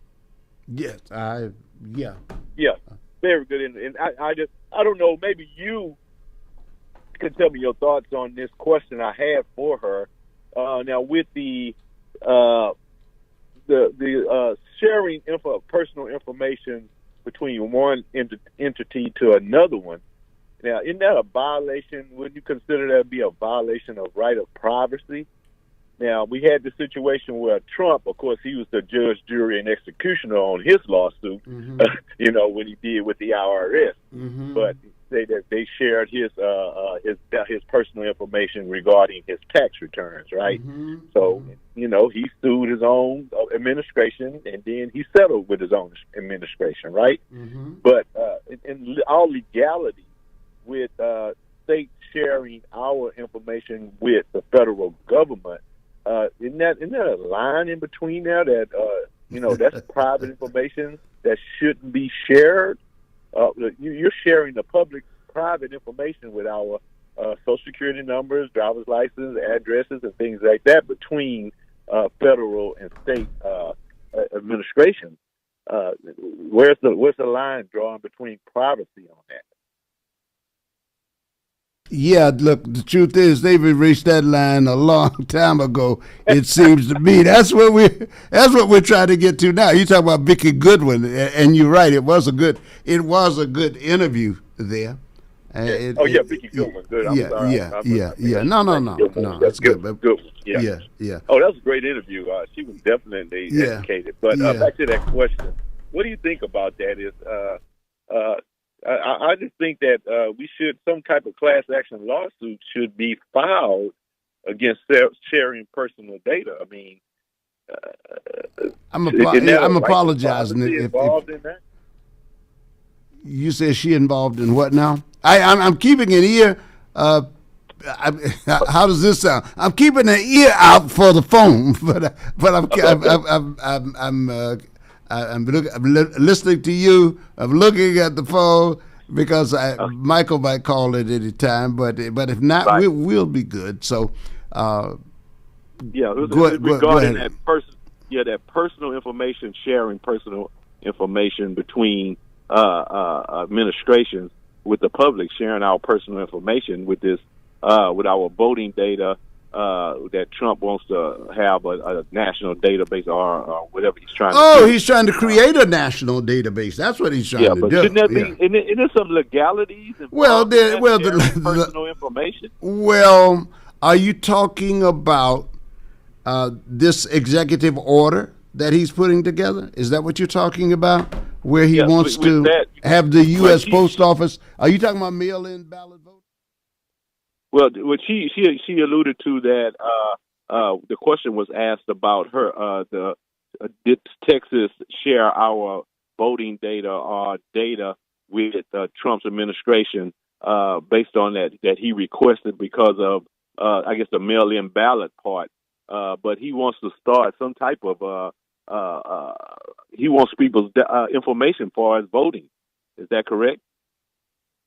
All right, so yeah, Michael's here. So Michael, You didn't get my question again. Michael is here, and so we've got Michael on, and I want to do that. Just hold on for a minute because I can put him right in. We've got the commercials out of the way. Yes, indeed. Okay. Yeah. So Michael Lawrence. Yeah, well, my daughter and wife and I had to change our phones. Oh, okay. Okay. And the phone numbers and stuff are the same, but this one's a little more sophisticated. Oh, okay. I let it answer my calls because we got so many. You know, I told you my stuff was on the dark web. Yeah. Okay. Yeah. And they hit me in the bank, and they hit me in the tank. Wow. Okay. Yeah. Yeah. Yeah. Yeah. And Wow. so, Wow, buddy. And so, unless your number is stored, which yours is, it doesn't come through. So all these people who call and you're trying to scam you, they get some sort of a screening. Why are you calling this Negro? That's what you want. Yeah. No, that's cool. That's why I left a message. It was good. Okay. It was good. Yeah. Well, I'll tell you what, leaving one don't help because I don't even answer the message. So I see. Okay, that's good. well, once you've been burned, man, Yes, sir. Yes, sir. We're good. Yeah. We're good. I had the benefit of Scurry's company here. So, Scurry, ask your question again. All right. Hey, welcome, Michael. I'm sorry for bombarding you with questions before you got to do your monologue. To really get Oh man, I don't have a monologue. I was watching Donald Trump, and anything that I was thinking, I was waiting for him to put the medal around the black pilot's neck and see would he kiss him or something. But dandy done. Did he do it? Did he put it around him? Well, no, yeah, he put it around him. I'm surprised he didn't say, now, y'all know this Negro didn't earn this, don't you? It was through what he calls affirmative action. DEI. DEI, what is the diversity, equity, and inclusion? Now, yes, sir. This Negro wouldn't have been there. Yeah. Well, my question was, I'm pretty sure. I'm not sure at all if you got a chance to listen to was it Representative Goodwin, right? Godwin, Paris. You see that? Okay. Yeah, but it is. That's right. Yeah. That Lydia, and she did a very good interview. But that's the situation going on with Trump wants a national database where he can get everyone's data, the public's data. And my question is that's a line between legality of sharing information, individuals' personal information. Some kind of lawsuit should be filed because you have these people sharing that's been in the court because of sharing personal data between individuals. And of course, Trump, he sued his own administration for when the IRS supposedly leaked his tax returns off, and he held the IRS responsible for it, where he sued them, settled with them, his own administration. But my question is revolving the legality of states sharing our personal information with the federal government. So what type of legality is that involved in there? If you guys have any idea or want to weigh in on that statement. Well, for me, it's very simple. Trump has his hand-picked Supreme Court, basically, and they will pucker up and kiss his fat patootie anytime they have to. And whatever he asks, they will give them, unless some of them grow a pair. And thus far, have they? I don't think so. He's not the only, listen, this whole thing is drama created by him. First of all, he had an opportunity. Actually, now I think with this lawsuit that you're talking about, he went past the date he was supposed to actually make that claim if he wanted to. And there's this. There is a system already that the IG, Inspector General, did an assessment of this case. Donald Trump could have filed just as other citizens do when that happens, because there's a system for dealing with that. However, in this system, it's also true that the person who did this to him was a contract person at the IRS. He was not an IRS employee. Correct. Right.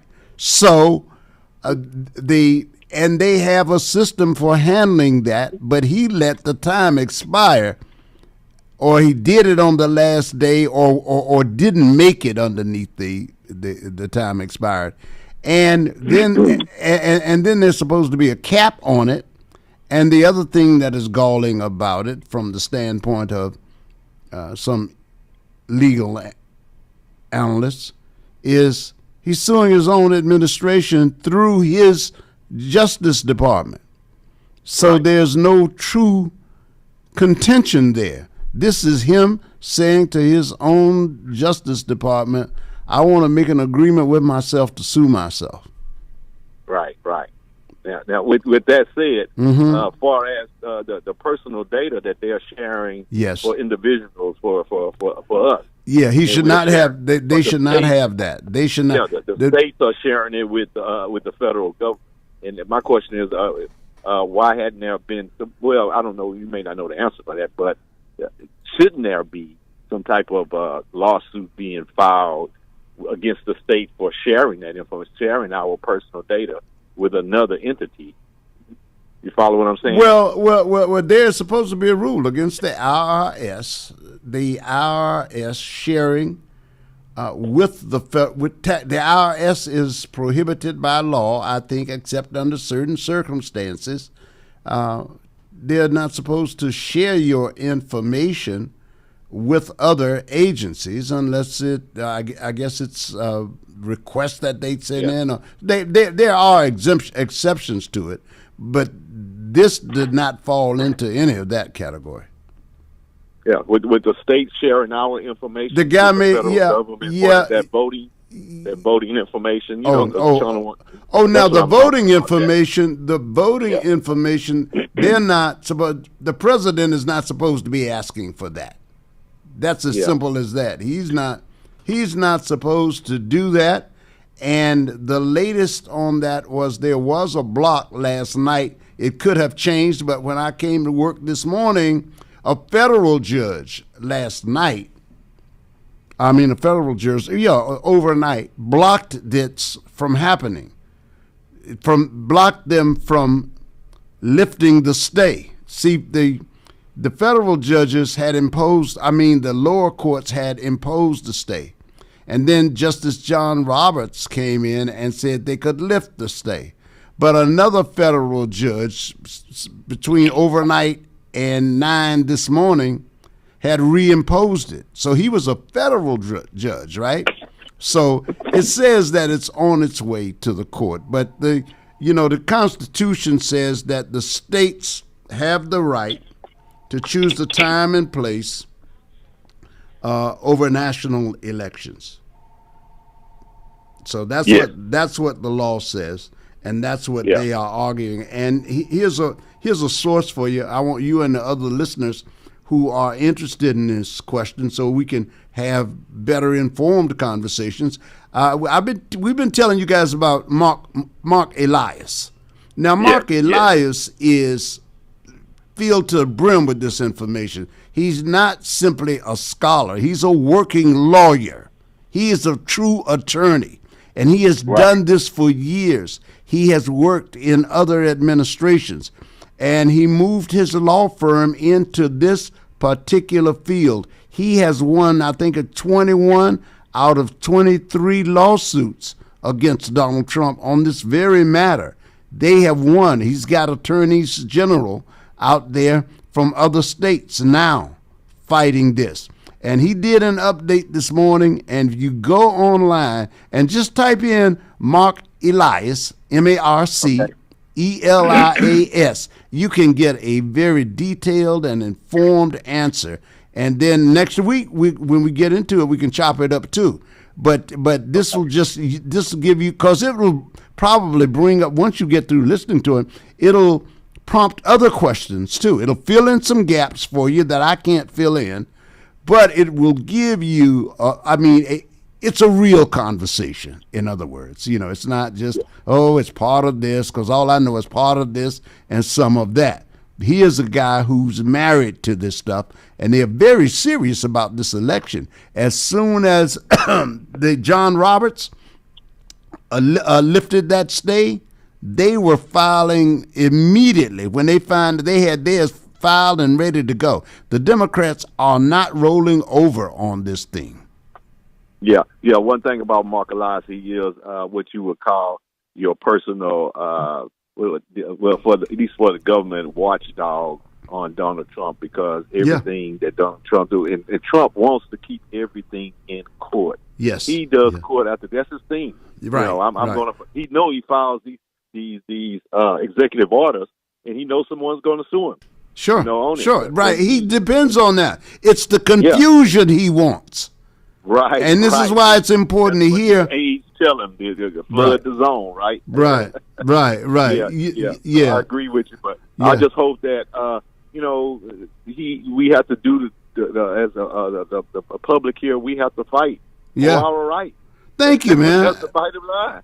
Thank you. That's the point. We have to accept some responsibility. I'm hoping that we just don't get dragged down into another election cycle where all I hear is, look what the politicians did. Look, when you want to know what the politicians did, talk to us here at 1230 The Source, and check out some other sources too. Right. So you can get clear answers. You can get you got to want something. People have to want something. Sometimes they call here to complain about what they're not getting, and sometimes the information is out there. Sometimes the best that we can do is point you in that direction, but we can't chew the food for you. We can put it there. We can't chew it for people. One question to Michael, and I'm gonna get off. Michael, what do you think about the new Lake America now instead of Lake Ontario? So we're changing the names of the Great Lakes now. And how is that going to benefit the people of the United States? And I'll hang up and listen. Thanks, guys. You don't have to hang up, but if you want to, look, Dad, do you think I take Donald Trump very seriously? Do you think that most of the stuff that he does makes sense to me? It only makes sense because I know that he is a very selfish, self-centered, greedy, rotten individual. And he does whatever it takes to get what he wants. And he's petty, extremely petty. In fact, Paris, I don't know which is the pettier going on now, Donald Trump or Texas Republicans. Yeah, it is. It's something to watch, isn't it? Go ahead. Yeah, all this stuff about somehow Tallarico is responsible for China buying land in Texas. I was laughing yesterday. You brought that up, and it called it to my attention. I thought Michael was really right. There's this third party, but interestingly enough, it's a third party ad. Mm-hmm. It's a third party ad. So, and it just seems like that third party ad because it's so informed. They're paying no attention to truth. It's just, I don't know. I don't get it. They said Tallarico did nothing to stop it. Like what? What? Yeah, the state senator did nothing to stop it? Man. Well, I guess it was a tie vote or something, and he asked yeah, right. His was the vote that would decide whether you can buy land or not. Now, we're looking at a nation that is founded on people who came over here and took other people's land, took their lives, and then brought us over as cattle. Cattle. Mm-hmm. Cattle. Yeah, chattel and the cat. Yeah, they treated us as property. Yes, as property, and now all of a sudden they are upset because China supposedly bought some land in the good old USA. Didn't we just go? Where was it? Down in South America and kidnap the president? What's his name? Maduro or whatever they. Maduro. Yeah, I guess they would even call him a man. So he's a mutt. My guy, Michael. Yeah, well, I'm a sick man, Paris. My man, and we're the better for it, Michael. You got callers on. You want them? You got callers on. Okay. Yeah, sure. Okay, all right. Hello, caller. You're on. Michael. Yes. Paris. My guy. Still low on that boulder show. And you know what? What? If I was you, because you ain't got to the show yet, I would ask healthier people that's in that boat with me, it's your turn to keep rowing the boat to show, because I just is tired. Yo, I'm the leader of the clan. And the gentleman who just got off the phone, let me just say right now, for Paris State, the federal judge is from California that said he can't interfere. But you know why Trump gonna lose this? For the simple reason why. According, he might try to do it like he's always doing. He won't win this because of the United States Constitution has it in its content that individual states are in charge of their own elections, and all the stuff, that shady stuff that he's gonna do, it won't work. So I'm just gonna guarantee that. So the only reason why he's doing everything illegal, which he always does, because once midterm get here and the Democrats hold the majority of Congress and the Senate, guess what? He already know that all of the Epstein files will be released, and people can see his face mirrored in all of that corruption, including his involvement with those young girls. And as far as, I'm going to tell you what else, he lost his humanity and has a long time ago involved into insanity, because he said today that he is the first president that will not attend the September 11th tragic event that occurred. I think it's 25 years ago. You know why? Because it's a partisan event And because he can't say what he want to say, because this is commemorate all of the victims and their families. You don't come there to make no speeches. You come there as the President of the United States to commemorate with all of the tragic family members and to the memories of the people who atrociously lost their lives at 9/11. And he's that damn selfish. Anybody that vote for any Republican this midterm, if I was a voodoo priestess, I condemn you to hell. You no human being. He has evolved into less than humanity. He is like a creature of the earth. Snakes. Like the devil is usually depicted as a snake. And I mean, low belly to the ground. But he makes sure he put his name on everything that he don't deserve. Battleships. He said he wanted encrusted with gold. And he is 5-time draft dodger. We have John Fitzgerald Kennedy, who is a naval hero. He rescued people. That's part of the reason why he had a bad back in the water, rescuing people and dragging them aboard. And he dared to equate and put his name on side of a John F. Kennedy memorial.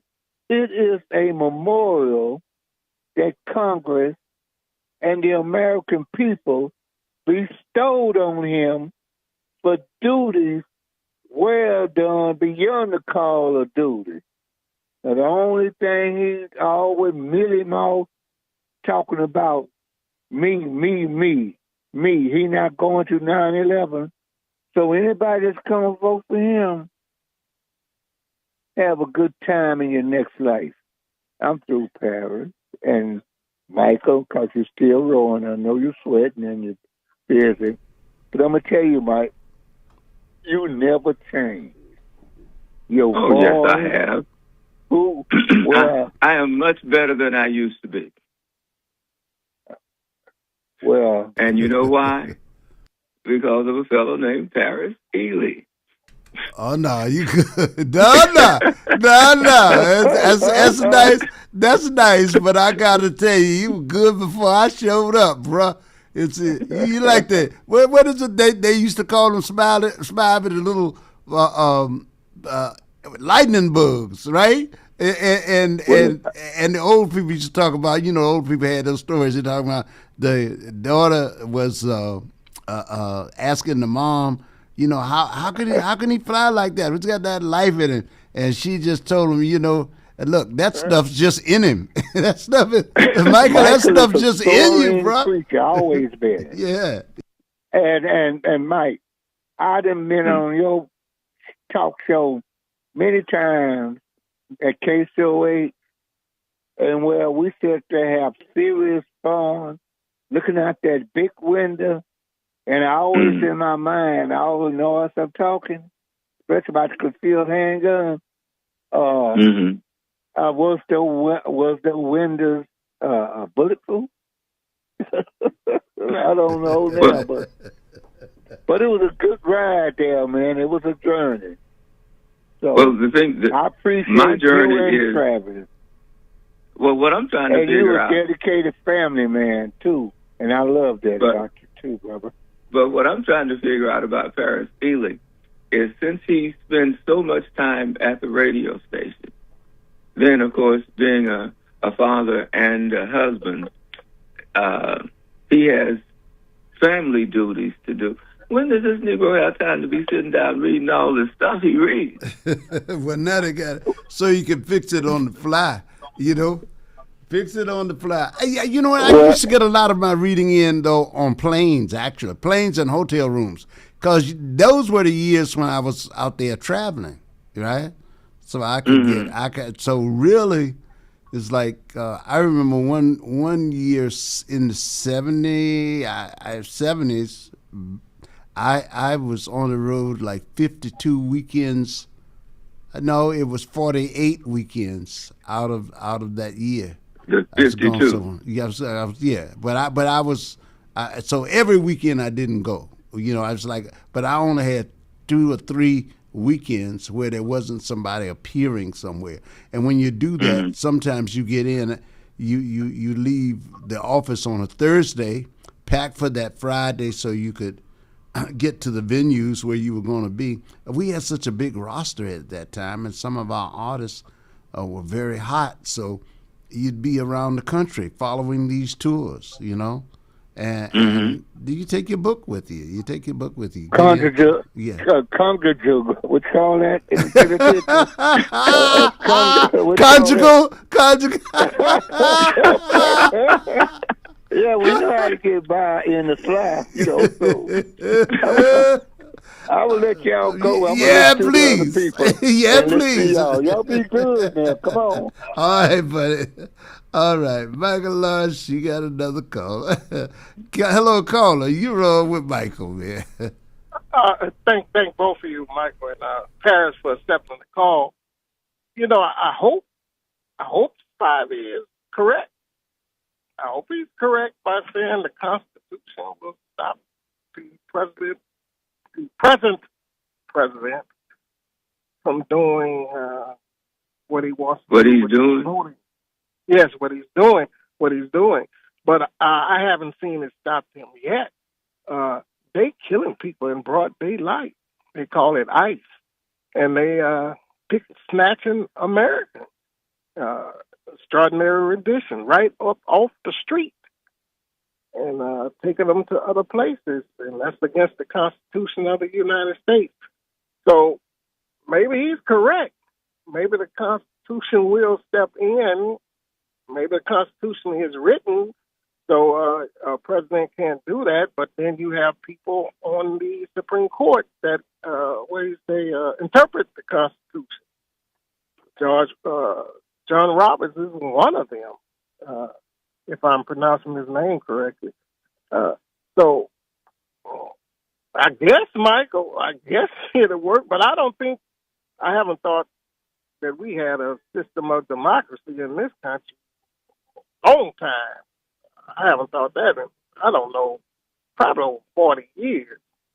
This is a system of racism and white supremacy. And Michael, you was right. I wanted to say this. When the talk of religion came up the other day, and I believe a caller asked you, what's the predominant religion, or his religion, or what was the white people's religion, or something like that. Yeah, I think it said the largest religion. I think it said. I think that's correct. Yeah. And in my mind, large means strong also. Mm-hmm. Strongest. And Michael, I don't know if Michael ever read Mr. Neely Fuller. I don't know. But he said the exact same thing Mr. Neely Fuller said. Without hesitation, Michael responded, racism, white supremacy. That's the strongest religion. That's the biggest religion. And it is. This is what is meant by that. I'm Muslim. I know other Muslims. I know Christians. They may or may not practice the tenets of their religion on any given day. They may miss their prayers. But a racist white supremacist, he's practicing that every day. Anything you go after with zeal and determination, that's religion. If it's drugs, like use the word, they say crackhead, the person that's strung out, we just say strung out on drugs, heroin or whatever. He's going after that every day, Parrot. Every day he's going after that. With zeal and determination, ain't nothing going to stop him. He's going after. That's his religion. Michael was absolutely correct. The biggest and strongest religion on the planet is racism, white supremacy. That's it. That's all. Hey, no Islam, Christianity. That's not to say Michael's not a good Christian or Ali is not a good Muslim. But the biggest and strongest one is racism, white supremacy. Man, they can go in a house and say, "Hey, girl, you trying to throw a hot boiling water on me and blow our brains out, or shoot a 1-year-old baby." Oh, they were trying to run over us in the car. The tape say something different. You understand? So the biggest and strongest religion at this point, and it's going to remain that way until we decide to get serious, is racism and white supremacy. Here's Donald Trump, Mike, trying to revive, he mentioned the president, John F. Kennedy, and which he was in the Navy, I believe that's correct. Another Navy fellow, Dory Miller, he's trying to erase his name off a battleship. Dory Miller saved lives and didn't have no training in that gun. They wouldn't put a black man on that gun back then, Mike. But he took over that gun, risking his own life, and eventually got killed. Now, here this racist white supremacist come and want to take his name off the side of the ship. You was calling him right. I think that was Bobby. Bobby, you was right. A devil.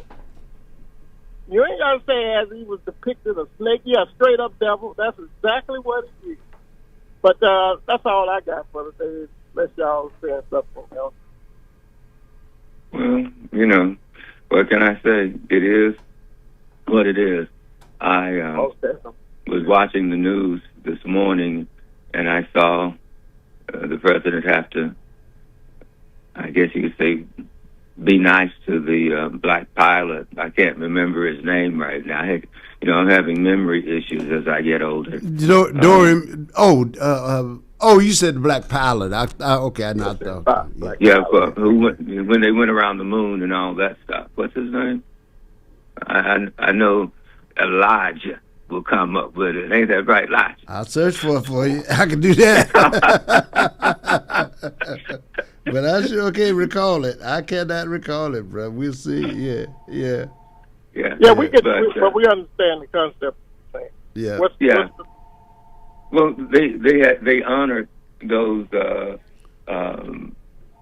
people who went around the moon and went further out in space than any human being that we know has gone thus far. And and they did the two white people first. They did the black guy last. Who was the pilot, by the way? And I was watching Trump, and I said, "Boy, his stomach must be boiling."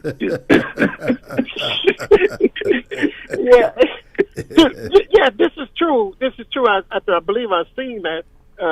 But here's the thing, Mike. When someone used the word confusion, we said that years ago that the system of racism, white supremacy tries to confuse you. Because I come on this radio station, Michael, and say, "Yeah, how Ali gonna call Trump a racist and he honored that black pilot?"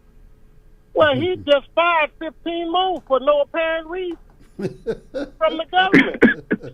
but so I'm so confused because I don't understand racism, white supremacy, and everything else that I think I understand, including whatever changing a motor in a car, only works to confuse me. Because I'm thoroughly confused. I don't know. Trump, is it racism?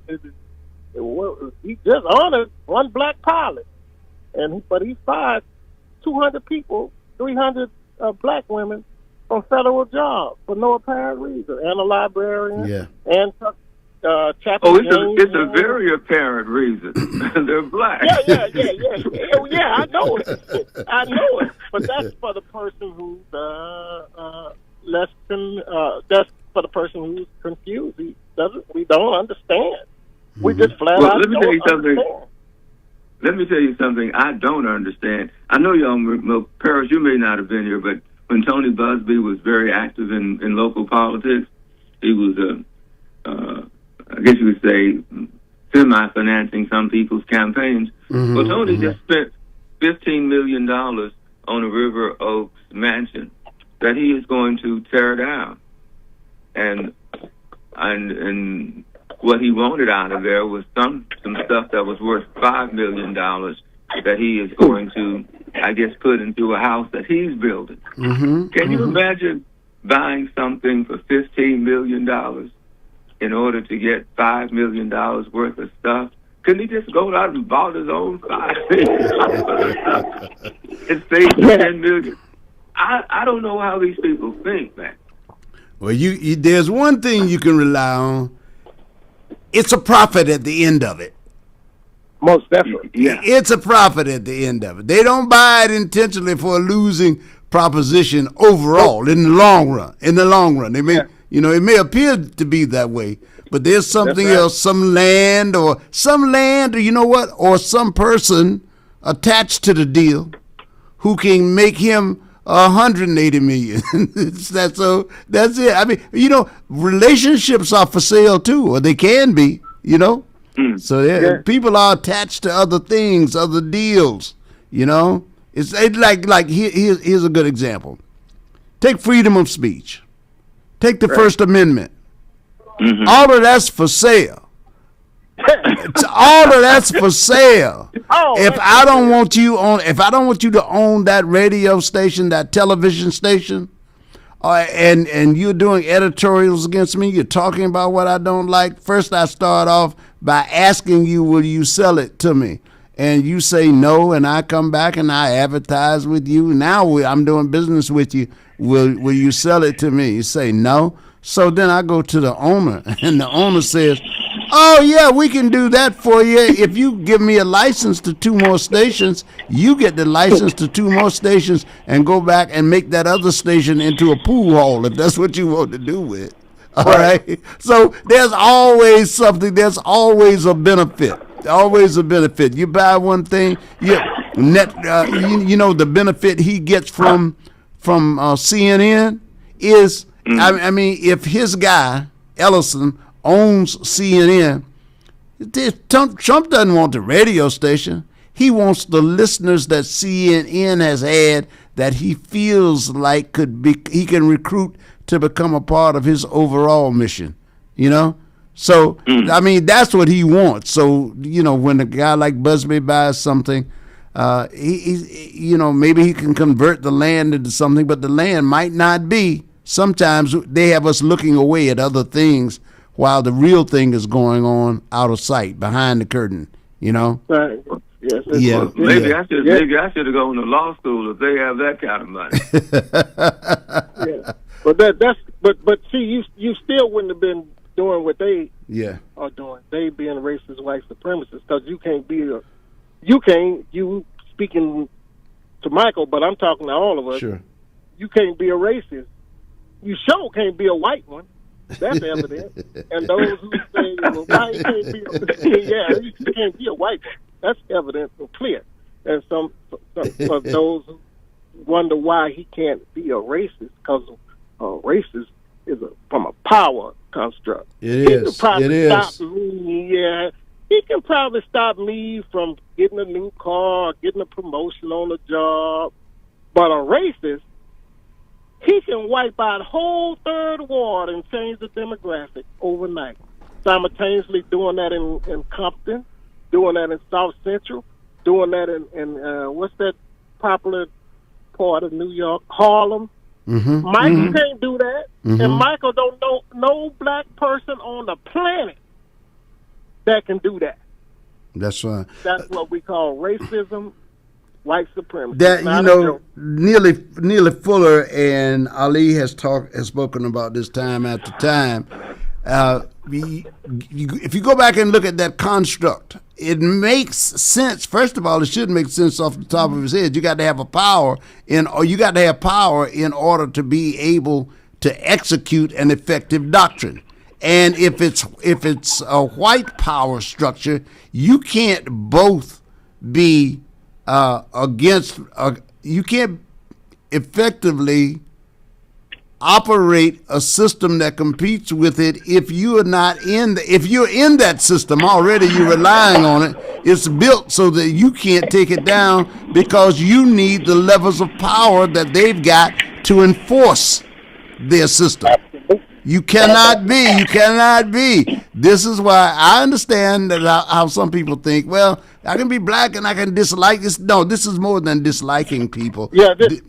This is about supporting a system through its very structure, where you can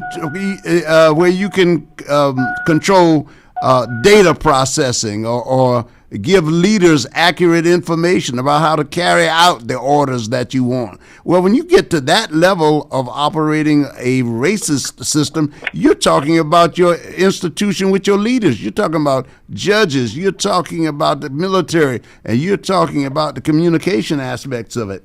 So these are systems. These are systems. We just deny the word system. We don't like feeling like there's a system out there. But, because you deny it doesn't mean it's not functioning for you. If you pay taxes, if you pay property taxes, even if you pay sales taxes, there's a system. All of that money is designed to be collected for reasons that are not determined by you. You don't determine how that money is spent. I can give you a good example of something that's going on right now. Sure. They're talking about the HISD schools that are not up to par. Yeah. Yes. Now, think about this. They took over HISD because it supposedly was not being run properly, right?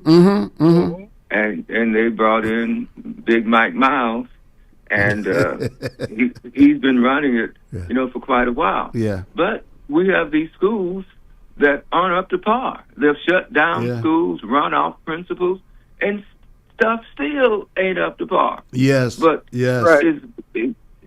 But is Big Mike in trouble? No. So what was the purpose for this in the first place? Now, we have a lot of black... We basically have a white school board now, and I don't know what Mike Miles is. Is he biracial or whatever? Yeah. But he black. Ain't no such thing as biracial, but go ahead. Well, Clarence Thomas is supposed to be black. He black too.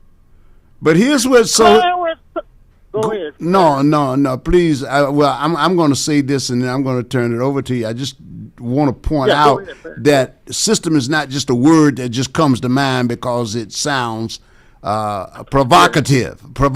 Sometimes that's what people think. Oh, he's just throwing out something to inflame everybody. No, there is a system, and what happens inside a system is that they have features. It needs data.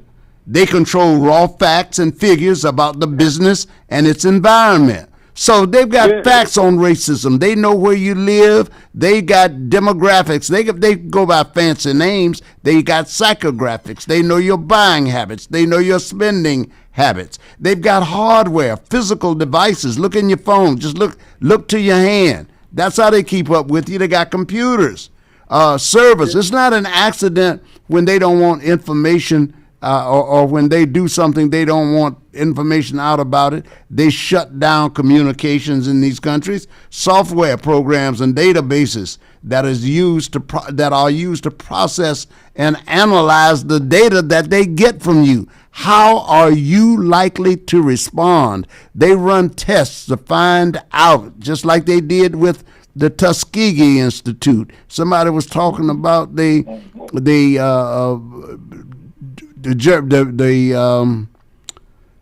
Veil of Tears March, where they had the blankets, where they infected with formula, and then there are people, the managers, employees, and specialists who run and use the system, and then finally the procedures and guidelines for gathering and handling information. That is a system, ladies and gentlemen, and I mean, now you might see a variation of a system.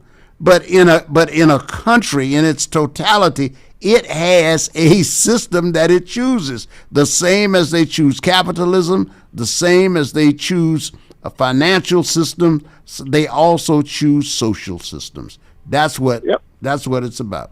I just wanted to get that love out there. and everything. Yeah, it's absolutely, you're absolutely correct. This is a complete system. This is not a democracy. This is not, I'm going to say it again, this is not a democracy with what's the word, Paris? Imperfections. Mm-hmm. This is not a democracy with imperfections. This is a system of racism, white supremacy, with absolute proper section. Absolutely, with no mistakes in it. There's no mistakes in it. I was talking to one of my relatives. No, I was just talking to one of my relatives the other day, who happens to have inherited property. Since all of my family members above us have now passed on, we're the seniors now, and their property is now valued at over $300,000. But you know why? Why? It's between the University of Houston and Texas Southern University. Wow. Yeah. And redevelopment is going on over there like crazy. Now, if you all of a sudden, your property's going up from maybe $100,000 to $300,000, that means your taxes have gone up. Yes. Yeah. That's right. And that's right. Now, when a few years ago, before all the development at UH and at Texas Southern was going on, it was affordable. Now you're finding these people having to pay huge amounts of taxes on property that used to be not that huge at all. There are so many ways for these people to manipulate you out of. That's what a system is. That's right. That's what a system is, Michael. Yeah, although y'all still have that property, my mother pointed that property out to me as your auntie a long time ago. She said she went to school with her. My mother and your auntie finished Jack Yates together. I think that was class of '58. But anyway, the system that's called gentrification. Most people can't hang on to that property like that. Might have $300,000. I gotta go. Right. So then a white family, yes sir, and a white family move in. So Michael and Paris, what I'm merely saying is this: man, we are men. We are men in this society. We cannot no longer think like little boys. All I'm gonna do is just say my prayers. I ain't in the world. Man, you right here in this world. All right, man. We got to run. Okay, hold on. Yeah, it's Brother Muhammad. That's it. Come on over here to the. You know it's Ralph in the background. You know that. You know that. I know that. Is this really Muhammad on the line? Am I on the line with Muhammad? Hey, man. One of them. Well, I'm talking about one of them. It's millions of them. You know, Muhammad. Y'all play Sterling tonight, I think. Yates and Sterling. Yeah, who you got in the game? What? Who you got in the game? Who you think I got in the game? Oh, I guess you gonna have Yates. Yeah, I got Yates big. Mr. Baseball, I think he won with me. We got Yates by 20 tonight. Yeah. That may be a light number. Yates by 20 over Sterling. If you're down on Solinsky, down on that plane of Solinsky by Sterling High School, it's Ross Sterling, I think. Get ready to get spanked by Yates. They know that already. No, they don't know it. Not the way I'm saying. No. Breaking news. No, it is breaking news. They're getting ready to get spanked. They don't really understand this is a 2026 spanking. I hear the prophet. I hear the second prophet in the background getting some instructions from his wife. I think he's getting ready to eat. Sounds to me like he's getting ready to eat lunch or something. He's getting ready to eat lunch. Let me ask you this. I was thinking about this boy. You wasn't thinking about me. Oh, you have to tell that. Man, wait a minute. Just say you called in or something. You don't have to say you think about me, but go ahead. Let me tell a story. Because y'all heard you and Mr. Baseball rattling off. Mr. Baseball had his notes together like Andy Wright, like Coach Andy Wright. They came in and he had a 400-page magazine. He had a 400. Did you hear that? 400-page magazine. He comes ready. He comes ready, huh? Yeah. He comes ready now. Yeah. Man, Mr. Baseball. Right, I'm like Luther Booker. I didn't play any football, but I know the game. I'll make you. You heard? Did you hear how quiet he got at times? Yeah. He But was this studying. is what I want to ask you, Ralph. This is what I want to ask you. Go ahead. Now, after Yanks gonna play Sterling, at some point they gonna play Word. Yeah. What about it? Okay, well this is what I got. Well, hold on. Now, who you got in that game? Who you think I got in that game? Yeah, I've got Paris. Who you Watch Paris. Paris. What color I got on my tennis shoes? Green. I got green. The clean green. I got clean green on my tennis shoes. You think I'm going with? But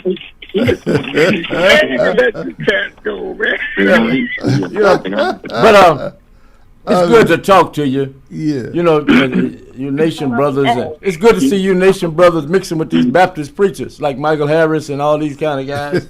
Always. It's good to see y'all mixing it up. Man, every time I talk to either one of y'all, I have to pull up history. And Michael, well, I remember when you were a Tanner. See, there's not too many people around. I saw you on the sideline in your Yates uniform, and the name on the back of your jersey was Tanner.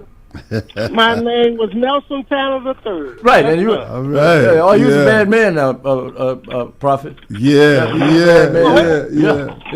me tell you this, since you said that. Yes. Now, and let me do this for Michael Harris to know. Michael, you know you're on my side of the clock. Can you quiet your wife down? Clock don't mean nothing to Michael Harris. I said, can you quiet your wife down, Michael? My wife is still asleep. Thank you. Wait, somebody, I hear a woman in the background. We come here and get into domestic domestic disputes and all of that. Yeah, but go ahead, Muhammad. Say, Michael. Ralph Cooper said you go down with Michael Harris preaching the good gospel. Yes. Well, it was Christians who saved Prophet Muhammad's life. Yes. They was Africans, the people of Arabia. Yeah. They stick the children on them and threw rocks at it. Yes. And they were coming after to kill it. And the good Christian king out of Ethiopia, they come here. You got clear refuge. Lumumba wasn't as lucky, if you want to call it. He had Christians coming to get him in another way. But there was Muslims. They were non-Muslims after the prophet. He was a Muslim. And it was Christians it was people that come to get him, and the Christians saved him. Life. And I'm Go ahead. No, go ahead. Okay. Well, look, I just want to add this to the conversation. Then look, they discovered the Nag Hammadi scrolls in 1945, and that has been considered by many scholars and academics to be the both religious and lay people to be the find of Christianity itself. Right. Okay. Right. Yeah. Now here's the interesting thing. You know, I won't even ask you that. I won't even ask you as a question. You know, the guy who found that in these earthen jars, Now you know he was out with his sheep, right? Okay, yeah. And he had to go in there and he found the papyrus, right? Right, in a jar. In jars. Yeah, in jars. Mm-hmm. Glass jars. His name. Did you know his name? No, because I know you read it. I see already you read it. I know you know that. Yeah. You know his name? Muhammad Ali. No. Ali. Yeah, Muhammad Ali. Muhammad Ali. Yeah. And see, but see, that's another reason. Ali was asked many times by people, why you take pictures with just about any and everybody? He said, years from now, I want them to know what I look like. What Muhammad Ali I was. That's what he said. He said, they wonder what Jesus looked like. And I wonder sometimes, I wonder, did Jesus look like Muhammad here? No. Or did he look like Michael? No. Yeah. Can you imagine? So how we gonna be mad with each other all the time? You can't be mad with me all the time. How we gonna be mad with each other and one is saving the other's religion at some time or other? Right. And so you have to wonder about a place like Chicago. Mm-hmm. How can you have that kind of variety of people up there? Mm-hmm. I mean, Al Capone roamed there. Yeah, Al Then you, Capone, yeah, Minister, Honorable Minister Elijah Muhammad. Minister Farrakhan. Jesse Jackson. Carter Devine. No, Larry Hoover. Yeah. See, when I say Larry Hoover, everybody gets quiet. Lil Durk. Larry Hoover. Yeah, that's right. And Jeff Ford. Jeff Ford started. Keep going. And one of the greatest men of according to some of the blacks who come out of Chicago, one of the greatest white men, Mayor Daley. Mayor Daley put money in the blacks' pockets, I understand. He took it too. And don't forget your guy, Who is that? Don Magic Juan. Don Juan, the bishop. Don Juan, the bishop. Don Juan, the bishop. The bishop. Yeah, the bishop. Don't forget that. We got all kind of talent. The bishop had Snoop Dogg running with him at one time. Snoop was running with him, and Snoop said, "Hey man, I think I'm gonna go back home." So they said the bishop said, "I thought you wanted to be a player." He said, right. He said, "I miss my wife." That's right. He went back, and him and his wife are still together. Yeah, sure did. Yeah. He went through that phase, didn't he? Yeah, he riding with the bishop. That's right. That's right. The bishop Don. Yeah. Michael, you met the bishop. Bishop Don Juan. Yeah, he was at the fight. He was at if I'm correct, he was at the Holyfield Foreman fight. He goes to them all. He back during that day. I think he was at that fight. I know him and Lloyd Wells had a hell of a conversation. And Lloyd told him hey Judge, you know, I told you to do this years ago. I don't know what they were talking about, Mike. That's quite a conversation. You aren't be ashamed of yourself. What you mean be ashamed of myself? Say, man. Yeah. One of my most enjoyable times in Chicago, of all places, was going to the Nation's restaurant in Paris. Mm-hmm. And I expected from white people, when you go in, they got everything immaculate and situated right. You go eat with the right fork. But imagine some brothers. A brother come up in a black-owned restaurant, asking, pouring your water, right? Yeah. Pouring your water. Yeah. Then another brother with the menu. Yeah. Then another brother comes back to take the menu. Yeah. Then another one brings the food out in a black restaurant, a Nation of Islam restaurant. With the little star on Muhammad. Yeah. The little star. You know what I'm talking about. That's the little star on Muhammad. And the food was excellent, Muhammad. Yeah. I like that about those brothers. They've got a first class mentality. Yeah. Now they know how to be another way if you bring it to them another way. They certainly know how to be another way. Yeah. But they emphasize control. They in their personal lives, they emphasize that. And you can see it. You can see the results. Go ahead. What is remarkable about that, to me, the one that put that into motion in the early 30s, right? That's the same one before that was an alcoholic. That's right. Yeah. That's the same one before that didn't get out of grade school. He went to the 3rd grade in Georgia. Yes. Yeah. Man, ain't no way you gonna tell me we can't achieve and still preach that which is correct. No way you could tell me that. Right. Yeah. And you know, that man was a stone alcoholic. And look what happened. It's still going on. Look what happened. Yeah, we got the March on Washington today. And see, many of you, like you and Michael Harris, I don't know. You don't remember August 28, 1963. You all don't remember the impact. Paris and I know the impact of this day. We stopped working for white people on this day. Yeah. We didn't go to work. We didn't go to work for. See, think about it. We didn't go to work. That thing. Tell them how big that was. Man, I mean the energy, the spirit behind that. Right. Even white folks were in awe of it. Right. It was just so affected by it. There was Mahalia Jackson standing up there, you know. And we talk about Dr. King, but Mahalia Jackson was such a driving force. Right. She helped Dr. King get credibility. Right. Yeah. That's how powerful she was in those churches. Yeah. And you didn't work for the white man that day, but your people put you to work. My stepfather had me washing cars early that morning. Yeah. So how could you have me washing cars and then marching on Washington? Well, hey, y'all fellas forget that Ali and I are much younger than you all are. You're not that much younger than us. Not that much. You just admit you started. You were a little bit slower than us. Picture of Ralph in a nightclub in Harlem back in 1923. That was in my other life. That was my other life.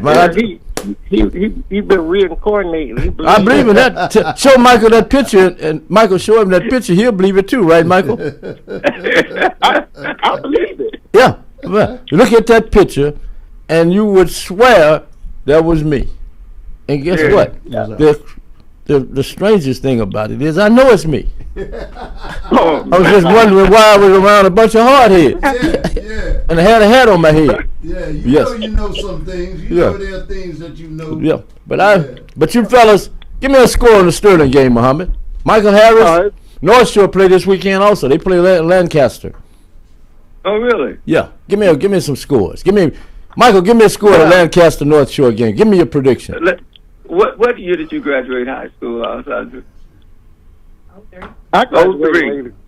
03. Well, she graduated from North Shore in 2003. That's your wife? And 26. When did she meet you? 23 years ago. Okay, but how old was she when she met you? Was she legal? That's his daughter. That's his daughter. Oh,